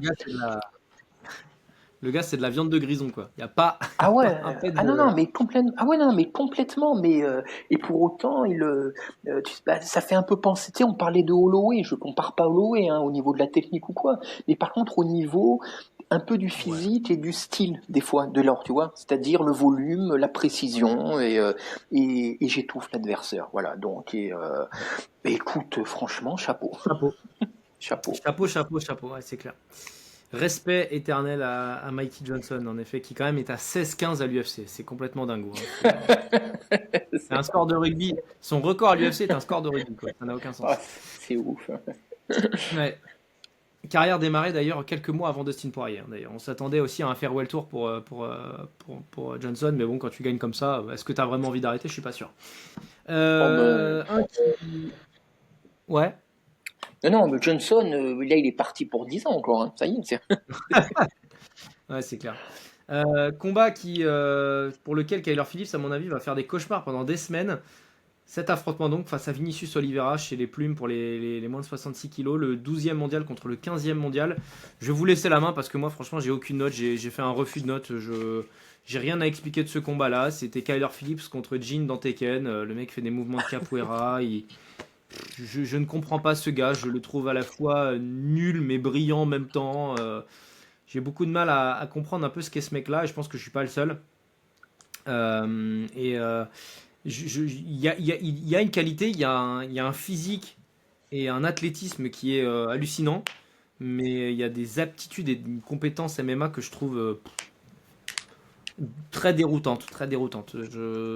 J'ai longtemps dit que pour moi, Mauricio Ruffi était le moins bon de tous les fighting nerds. En fait, c'est possible que ce soit lui, mais c'est possiblement celui qui est le plus chiant à combattre aussi par son physique, sa distance très bizarre, son museau au bord de la fenêtre, et finalement il a des bonnes esquives, une bonne réactivité et des très bons contres, une allonge interminable.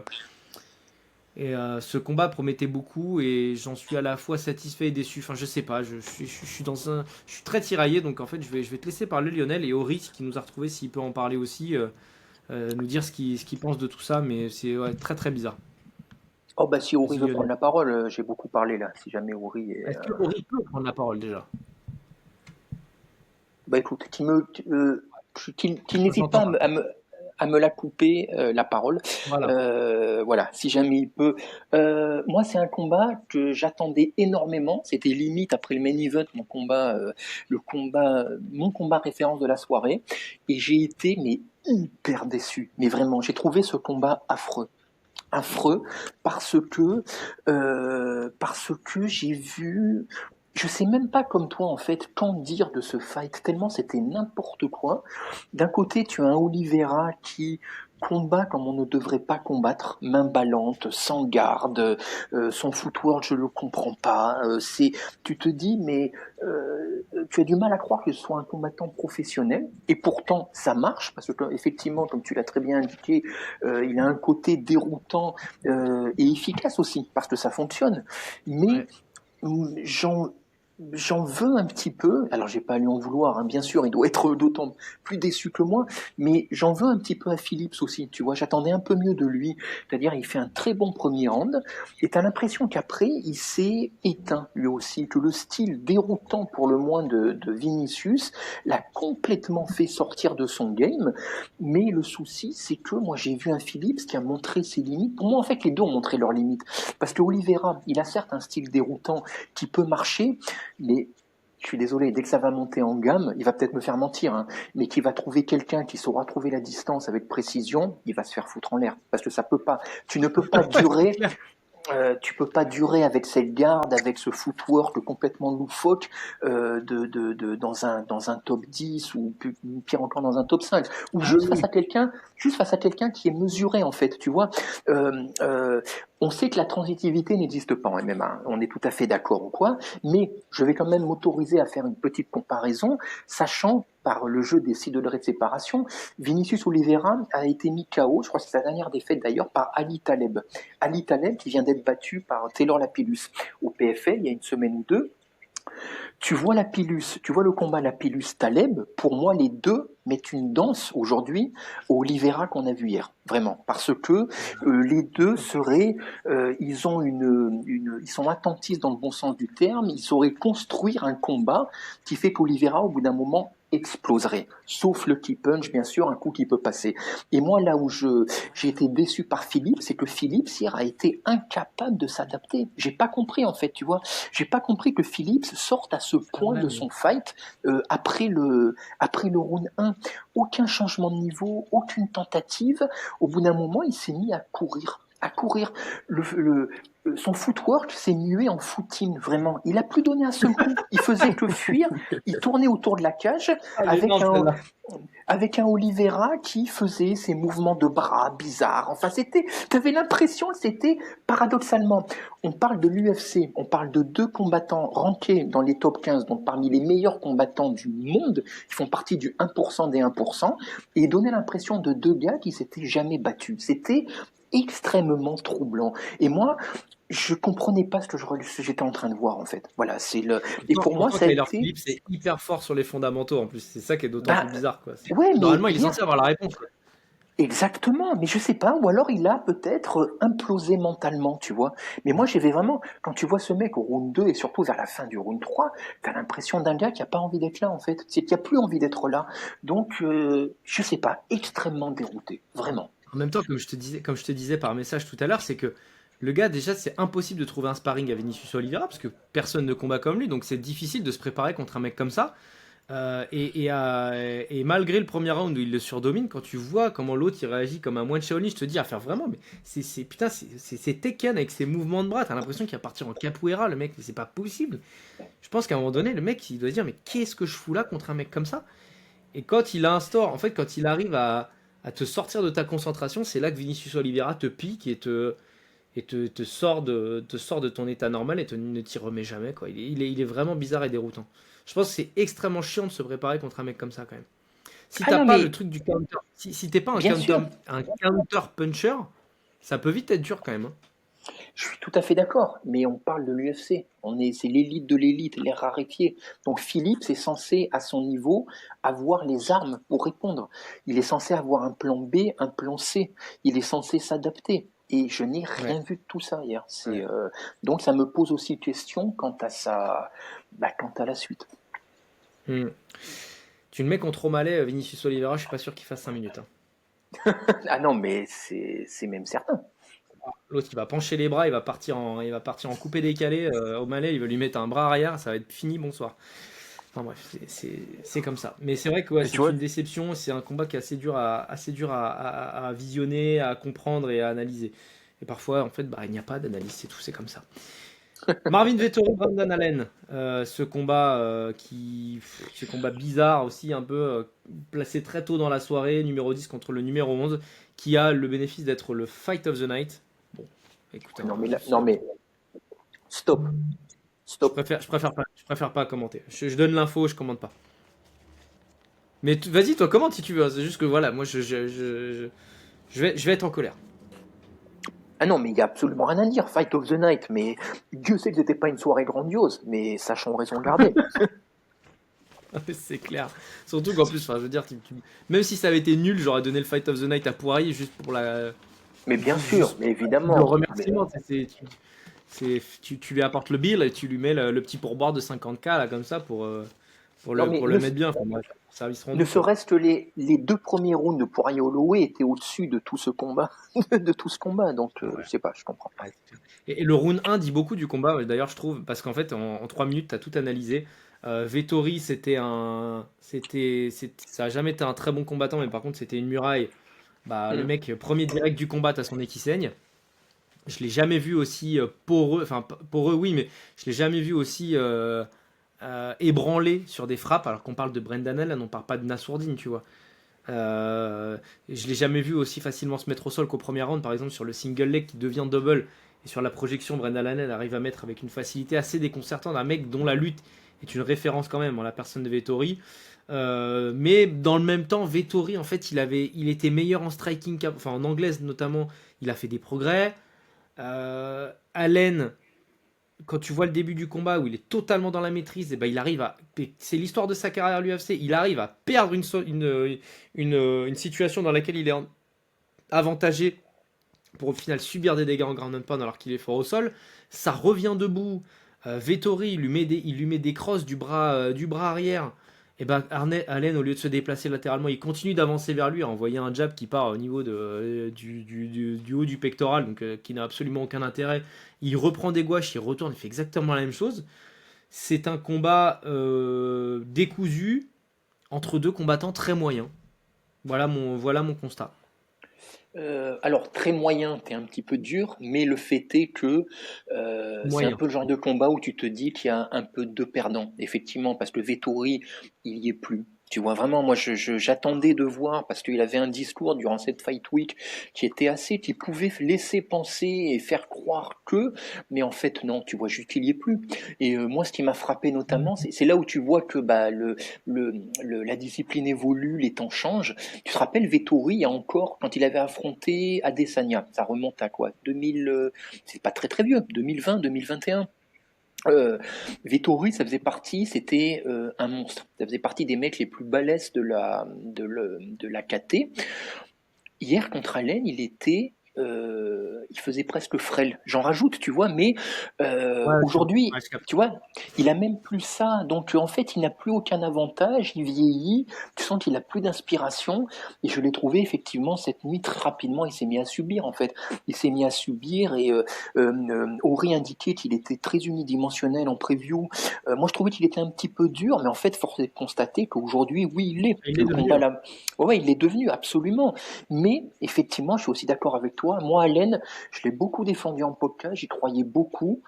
Mais depuis quelques combats, bah, lui aussi, il touche son plafond de verre aussi, quoi, vraiment. Parce que normalement, contre le Vettori qu'on a vu cette nuit, il doit le terminer, ou en tout cas vraiment lui marcher dessus, le piétiner. Or, il l'a jamais vraiment, il s'est jamais mis hors de portée. Tu vois, il y avait Ouais. toujours normalement, il aurait dû régler les débats. Il aurait dû, mais le défigurer, prendre un 18 x 3, tu vois, vu le niveau de Vettori. Ouais, c'est clair. Et ça n'a pas été le cas. Et en fait, Allen, C'est un 30-27 quand même, hein, ben, mais bon, c'est un je l'ai vu un 30-27 peu. qui est pas dingue, quoi. Oui, voilà, c'est ça, exactement. Je suis tout à fait d'accord avec toi. Et moi, Allen, je pense, bah, je l'ai vu un peu trop beau, en fait. Je crois tout simplement. C'est pas un mauvais combattant, loin de là, mais clairement hors top Trop 5. d'erreurs. Voilà, Il c'est le fait trop genre de d'erreurs. gars. Ouais, non, et puis même, il n'y a pas assez d'inspiration, quoi. Tu vois, tout ce qu'il fait, Ouais. il le fait pas mal, mais il le fait pas bien non plus. Voilà. Bah, Donc, pas je bien pense assez que, longtemps. Tu vois, genre, il est ouais, trop inconstant. Au film même d'une minute, il est capable de faire deux erreurs et un truc génial. ouais, absolument. Voilà, je pense que tout ce qui est entre top 5, 10, c'est prenable, parce que la KT est ce qu'elle est. Mais par contre, clairement, dès que ça approchera du top 5, bah, on l'a déjà vu contre Nassourdine notamment, c'est trop compliqué, c'est juste trop haut. Voilà, des fois, tu disais tout à l'heure, des fois, il n'y a pas analysé. Des fois, c'est juste une question de talent aussi, en fait. Hein, voilà, il n'a pas Ouais, le bien talent sûr, bien sûr. suffisant pour, c'est tout. Complètement d'accord. Francisco Prado, Nikolai Veretnikov, raconte-moi ce combat que je n'ai pas vu, mon cher Lionel, qui visiblement n'était pas dingue, même si c'était probablement une guerre hein, quand on voit les deux. Voilà, eh bien, écoute, exactement. Moi, franchement, c'est le combat que je redoutais de loin le plus. Et au final, ben, un peu à l'image de toutes des early et de ses débuts de prélim, c'est un combat que j'ai trouvé relativement divertissant parce que, comme tu l'as dit, ça a été une lyre, vraiment une baston du début à la fin. Les deux se sont pas économisés. Alors, ce sont deux combattants moyens, certes, mais qui, je trouve, tu vois, on vient de parler là de deux combattants qui sont quand même plus que moyens, mais qui se sont neutralisés, qui nous ont offert un combat qui était vraiment peu palpitant. Bah là, c'était le contraire, en fait. Deux combattants, j'en attendais pas grand-chose, et en fait, ils se sont bastonnés du début à la fin, tu vois. Il n'y a pas grand-chose à analyser là non plus, mais ils se la sont donnés, et rien que pour ça, ils méritent le respect, en fait, tu vois. Parce que moi, franchement, je craignais un combat soporifique, où aucun des deux n'allait oser se livrer, c'était l'inverse absolu. Voilà. Donc, Ouais, mais parce que bah, Prado, mine de rien, il s'est quand même fait démolir en règle dans ses deux dernières sorties. Et donc je pense que tu as quand même un truc de il faut que je gagne pour rester à l'UFC. Et donc tu peux pas te permettre d'être attentiste ou à l'ouest. C'était pas Jack Matthews, mais c'était Zeluber, il s'est fait démolir. Et ah bah non, c'est juste contre Zeluber qui s'est fait démolir. Je croyais qu'il avait combattu contre Ribovic, mais je me suis trompé. Donc ouais, non, là, c'est 3 défaites de suite, ça va être compliqué pour lui de rester, quoi. C'est dommage parce ouais, qu'il mais était intéressant en début de carrière, hein, ouais, mais franchement, vu ce qu'il a montré, de fait, c'est une split. Hein, euh, ce serait, tu lui donnes un dernier fight au moins, quoi. Tu vois, il le mérite parce que Mm. il aurait été vainqueur, ça aurait été la même au final. Ok. Allez, combat suivant, mon cher Lionel, avec Ateba Gauthier contre Robert Valentin. Franchement, j'ai que des choses pas gentilles à dire sur Valentin notamment. Parce que Gauthier frappe le plomb. Non, mais franchement, il est combattu comme un débile. Enfin, je suis désolé de dire ça, je monte pas dans la cage et tout, mais s'il y a bien un truc que je ferais pas dans ma vie si jamais je monte dans une cage un jour, c'est bien de faire exactement la même chose que lui. C'est-à-dire, il se fait drop sur un bon cross du bras avant, qui est un peu d'ailleurs, qu'on a beaucoup vu dans cette soirée. Le cross du bras avant est très bien passé dans ce UFC 318 avec Costa, Gauthier, Doulatov, dont on parlera dans quelques minutes. Et puis je l'avais noté aussi sur un autre combat, sur Max aussi, qui a passé beaucoup de crochets du bras avant. Mais là, Gauthier donc le drop une fois, il lui envoie ensuite un bras arrière. Et là, Robert Valentin, donc il titube, et puis il se remet à d'équerre, et puis il fait genre, pas mal. Et puis tu sais, il reste, il bouge pas. Putain, mais comment c'est possible, quoi? Enfin, moi, je suis Dana White, c'est. Allez, ça dégage. Va au PFL. C'est Bah, je, c'est un contresens, et c'est une ouais, faute mais professionnelle. Et c'est pas comme s'il avait fait qu'une fois, il l'a fait 2 fois, le mec. Il se refait ouais, drop, il refait mais la même chose. Tu m'as pas touché tant que ça. Vas-y, c'est bon. 1 minute 10, allez, ça dégage. je pense que c'est un mélange, oui, peut-être d'ego, de personnalité, mais surtout, il n'était pas lucide. Parce que vraiment, Gauthier, là, agressé dès le début. Mais vraiment, il lui est tombé dessus avec des intentions funestes et il l'a juste tabassé. Voilà, c'est tout. En fait, il n'y a même pas eu de combat. Et Valentin, il a été pris dès le début, il a été cueilli à froid et il s'en est jamais remis, en fait. Je pense, hein, tout simplement. Tu vois, là aussi, de toute façon, là, c'était le premier combat des prélims. La plupart des combats ensuite en early dont on va parler, c'était un peu la même chose. C'est arrivé Mm. tellement brutalement, si tu veux, qu'est-ce que Ouais, tu veux analyser ça? En fait, tu vois, c'était juste, pas grand chose à dire. il n'y a pas grand-chose à dire, exactement. C'était, Mais mais c'était divertissant. moi, ce qui pour moi est impardonnable, c'est que déjà, quand tu es dans la zone de guerre, à quel moment tu réagis comme ça, déjà de base. Et en plus, c'est pas comme si tu as toute la Suisse dans la voix de son coach qui lui dit Move! Move! On entendait que ça. Et le mec, il a fait 3 pages assez, il s'est réaxé, il a fait Vas-y, c'est bon. Ah, il m'a saoulé, je te jure. Enfin, bref, en fait, c'est des comportements amateurs. Et ça me saoule de voir des mecs qui ont des comportements amateurs à 2h du mat quand je suis réveillé que je regarde ça. Alors, moi qui ne l'ai pas vu en direct et donc pas à 2 heures du mat, je suis peut-être un peu plus complaisant, mais je pense que entre sa tête, ça devait sonner les cloches surtout. Je pense que dans son coach, Ah oui, oui, oui. je suis même pas sûr qu'il l'ait entendu ou qu'il était en mesure de traduire en mots intelligibles ce qu'il lui disait. Il était déjà à Zurich, à mon avis. Ah ouais, il y a des chances. Je sais pas s'il y a une église à Zurich, mais à mon avis, ça devait sonner à peu près pareil. Ouais, t'as raison. Les early prélims, mon cher Lionel, avec la sensation Islam Doulatov, on avait l'impression que c'était Israël Adesanya qui combattait ce soir, quoi. Vu toute la promo qui était faite à l'UFC, il avait face à lui Adam Fujit. Qu'as-tu pensé du combattant de MMA mannequin, puisque voilà, maintenant on connaît toute sa vie, hein, toutes les interviews qui ont été faites, toute la communication qui ont été faites autour de ce talent indéniable de seulement 26 ans. Physiquement, déjà, moi, la seule chose, voilà, je te lance là-dessus parce que je sais que tu aimes bien parler de ça. Physiquement, on est vraiment sur un morphotype combattant MMA moderne. Ah, Les c'est segments sont intéressant. très longs. Très Très, très très longs. long, ah ouais, très très long, bah écoute, je sais pas où ça va monter, mais en tout cas, on a affaire à un spécimen. Voilà, c'est clair. Un spécimen physique, un spécimen dans tous les sens du terme. Et puis, ce que je remarque, c'est que, écoute, l'UFC en a beaucoup parlé. Visiblement, ils misent beaucoup sur lui. Le mec, il répond présent. Voilà, pas de contre-performance. Il arrive, Mm. KO premier round. En plus de la façon, le chaos, mais il est juste Ah, le cross, létal. il est magnifique. Le c'est, cross, c'est il est le, magnifique. donc, bah, le mec, il a tout gagné. Il a tout gagné et ça va Mm. continuer. Donc, je sais pas jusqu'où il va monter. Je sais pas s'il est aussi prodige que tout le monde le dit ou que l'orga veut nous le vendre. Mais pour l'instant, ça fonctionne. Donc, voilà, on s'avoue intrigué. On attend la suite. Mm. Ce que j'aime bien en plus, c'est que même si ça n'a duré que 4 minutes, euh, même si Adam Fujit était un peu un faire-valoir, Hmm. il lui a quand même donné le change parce que ça aurait pu être vraiment juste un sac de frappe tu sais, au moustachu là qui avait combattu contre Sean O'Malley. Putain, j'ai bouffé son nom malheureusement, je suis désolé, Oui, mais où oui, vraiment, oui, oui. tu vois, ou Chris Moutinho ou Almeida sur vraiment le début de carrière de O'Malley où tout était fait pour le faire briller. Bah en fait, mine de rien, Fujit, il l'a low kick, comment dire, il l'a ceinturé, il l'a clinché, il a essayé de le mettre au sol. Donc dans ces 4 minutes, il n'y a pas que Doulatov qui est protagoniste et qui envoie son one-two et qui camoufle son jab pour envoyer le bras arrière. On n'a pas vu que ça. Donc je te dis pas qu'il y a 1000 choses qui ont été prouvées dans ce combat-là, mais j'ai vu deux trois choses intéressantes et qui sortaient de l'anglaise classique qui est souvent mise en avant quand l'UFC a envie de faire briller un talent qu'il a envie de faire monter haut, quoi. Donc voilà, j'étais plutôt content.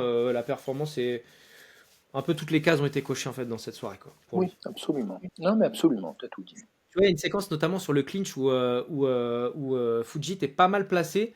Et en fait, Doulatov est assez patient. T'as l'impression qu'il subit. En fait, il est patient et il a un décalage latéral presque en pas chassé, avec un peu de technique, où il s'abaisse un petit peu. Et en fait, il arrive à sortir du clinch comme ça. Je trouve ça intéressant. C'est à voir. Donc, évidemment, il y a une trop grosse com qui a été faite autour de lui. Mais bon, voilà. Si, il pourra aller faire son shooting lundi, c'est très bien. Grand bien lui fasse, c'est un beau gosse. C'est- C'est J'avoue, très bien pour lui. J'avoue que cette double carrière mannequin combattant dans la cage, il faut être sûr de soi. Ouais, il va falloir qu'il en profite, hein, parce qu'à mon avis, tu C'est, lui mets, je sais même pas, Angelouta par exemple, je pense qu'il va pas passer la même soirée, il pourra pas faire le shooting lundi, hein. Donc, ça va. Ou alors il faudra changer le planning. Tu fais le shooting avant. ouais. Tu sais, pour les shootings dans la Fight Week, tu fais venir les mecs ouais, les gars, si installez la plateforme, donnez-lui les fringues, allez. Exactement. Ouais, ouais. On fait d'une pierre deux coups. Tout le monde est content. Ouais, voilà, c'est clair. Jimmy Crute contre Marcin Prachnio chez les light heavyweights. Qu'as-tu pensé de la performance de Jimmy Crute, mon cher Lionel, qui gagne donc par soumission au bout de 4 minutes 42? Bah écoute, c'était du Jimmy Crute dans le texte, quoi. C'était un combat qui était à la fois à mi-chemin entre le brouillon et le disputé et le divertissant. Voilà, c'était pas de la grande Ouais. technique, mais heureusement que ça s'est terminé tôt. Tu vois, c'est-à-dire, je vais dire ce que je Mm. dis d'habitude pour les poids lourds. Je pense que si ça avait duré sur les 3 rounds, ça aurait pu devenir un peu pénible parce que c'était les scrambles, les changements de niveau, c'était plus fait en force que vraiment en Ouais. technique. Donc, écoute, ça allait quoi. Voilà, ça m'a pas Mm. dérangé, mais ils ont été bien inspiré de pas trop faire durer quoi. Voilà. Puis bon bah écoute, Jimmy Crute, c'est Jimmy Crute, hein. C'est le genre de combat de toute façon que les deux gagnants perdants, ça va pas changer grand chose, j'imagine, pour la suite de leur carrière. Ouais, c'est bien pour Kroos quand même, parce que tu vois, il a un peu arrêté sa carrière, il a quand même connu des années un peu troubles. Et visiblement, en tout cas, et donc, ouais, je suis toujours content quand je vois des combattants qui ont souffert en dehors de la cage, l'emporter derrière, c'est quand même toujours sympa. Il y a un passage du single au double leg là sur le premier takedown qui est plutôt intéressant. Je l'ai trouvé bien dans la demi-garde, il était assez actif. Mais Prachnio fait pas un mauvais combat, hein, mais voilà, c'était une logique que Kroot l'emporte et c'est une belle victoire pour lui. Par contre, je retiens un truc qui m'a fait un peu marrer, mais à un moment donné, t'as Prachnio qui fait une entrée en ligne. Le cross en contre de Jimmy Crute n'est toujours pas parti au moment où on se parle. Il était en 420p. Putain, oh la vache, la lenteur du contre, mon dieu. Mais bon, c'est pas son style, hein, de toute façon, c'est très bien que c'était Non. un lutteur grappleur. Beau bébé désormais, Ryan Spann contre Lucas Berzinski chez les heavyweight. Je te cache pas qu'en fait ce combat-là j'ai un peu skippé parce qu'en fait je crois que j'en ai un peu rien à faire. Berzinski n'a pas le niveau UFC, Spann ben il a plus ouais, il a pris du poids, on sait pas trop pourquoi.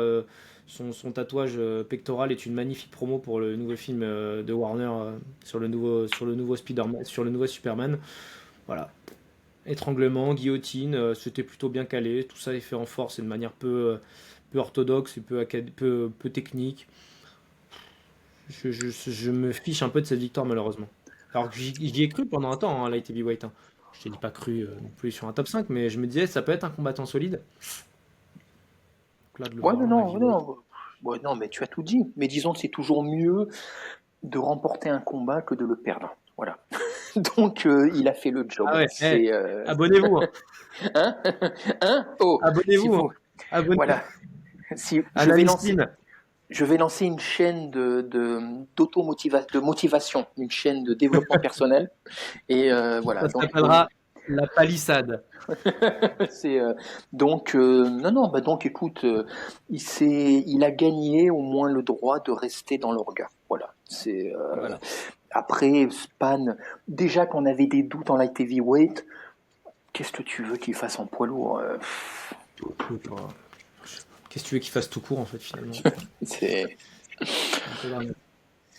Combat suivant, mon cher Lionel, avec Bruno Ferreira contre Jackson McVeigh. Bon, moi, j'ai pas trop compris pourquoi ce combat existait, parce que Bruno Ferreira vaut mieux que de lui donner un combattant qui vient d'arriver et qui est invaincu. Bon, bah voilà, c'est un bel armbar, belle exécution, 3 minutes 35, c'est tout ce que.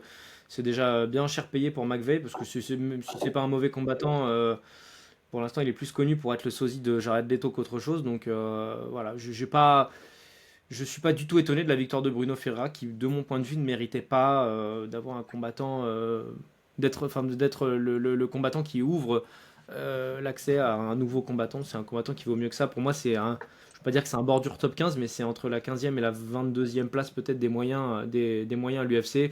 Donc je trouve ça un peu honteux de lui donner ce combattant-là. Je comprends pas en fait. Mais bon, ouais, victoire méritée est totalement logique. Quoi. oui, non, non, bien sûr, mais McVeigh c'était un short notice sauf erreur. En tout cas, il a pris le combat Ah, possible. dans Je les l'ai pas là. dans les derniers. Donc voilà, ceci expliquant cela. Après, pourquoi ils ont tenu Ah, absolument à bon. garder le combat malgré tout ça, je ne saurais te dire. Mais bah voilà, écoute, il a fait le taf, pareil. Ah, Pareil, hein, il était censé prendre Alice Kirov. Je ne savais pas, pardon. voilà, voilà. Ah oui, oui, oui, d'accord. Eh ben, je suis désolé, tu vois, Voilà, je me voilà. suis fait Donc, avoir. Du coup, là, pour le c'est, coup, on va carrément dans ce que je disais sur le fait que c'est un bordure top 15, c'est qu'il prend hmm. Alice quoi. D'ailleurs, ce Oui, oui, combat-là, absolument. Pitié rebooker-le, hein, parce qu'Alice Bruno Ferreira, moi, je veux voir ça. Hein. Ouais. Après, peut-être que c'est Ferreira lui-même qui a tenu à combattre, tu sais, parce que Ouais, ouais, non, mais c'est sûr. on en parle suffisamment souvent. T'imagines un combat annulé, ça veut dire que t'as fait un camp pour rien, tu touches pas de bourse, c'est quand même compliqué. Alors que là, au moins, ça va lui permettre, de faire tout ça. Donc, Tout à fait. Tout à fait, tout à fait. Et enfin, le dernier combat de cette soirée, Carly Giudis contre Nicole Cagliari chez les féminines. Ça a commencé plutôt doucement et le chaos est assez retentissant, n'est-ce pas? ouais, bah là c'était vraiment opposition de style. Hein. Tu avais la locale qui était, je vous dis, je sais pas comment on prononce. Elle était Giudis, vraiment, elles étaient debout, striking, très puissant, vraiment puissant, connecté.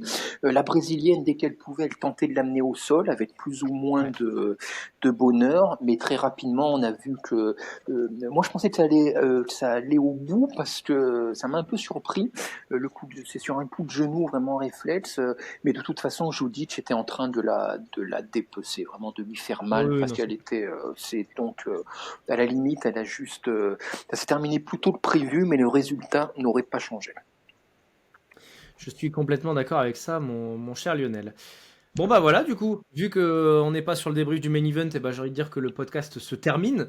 Donc j'ai plus qu'à vous remercier d'avoir suivi ce nouvel épisode de la Team Sparring. N'hésitez pas encore une fois à nous dire en commentaire si ce format, dans l'autre sens, vous convient, vous sciez un peu plus. On s'adaptera évidemment en conséquence si ça vous plaît dans cet ordre-là. Pour ma part, le plaisir était évidemment équivalent. Qu'est-ce que je voulais dire? UFC Saudi Arabia la semaine prochaine, hein, mon cher Lionel, avec Rainer de Rieder contre Robert Whittaker. Ouf, ouais, Le Bob contre Rainer. Ouais, oui, sympa. absolument. Ouais, la grosse carte, en dépit de l'annulation qui nous a tous brisé le cœur de Evloev contre Aaron Pico. Evloev qui est en train de battre des records en matière de désistement avant un combat.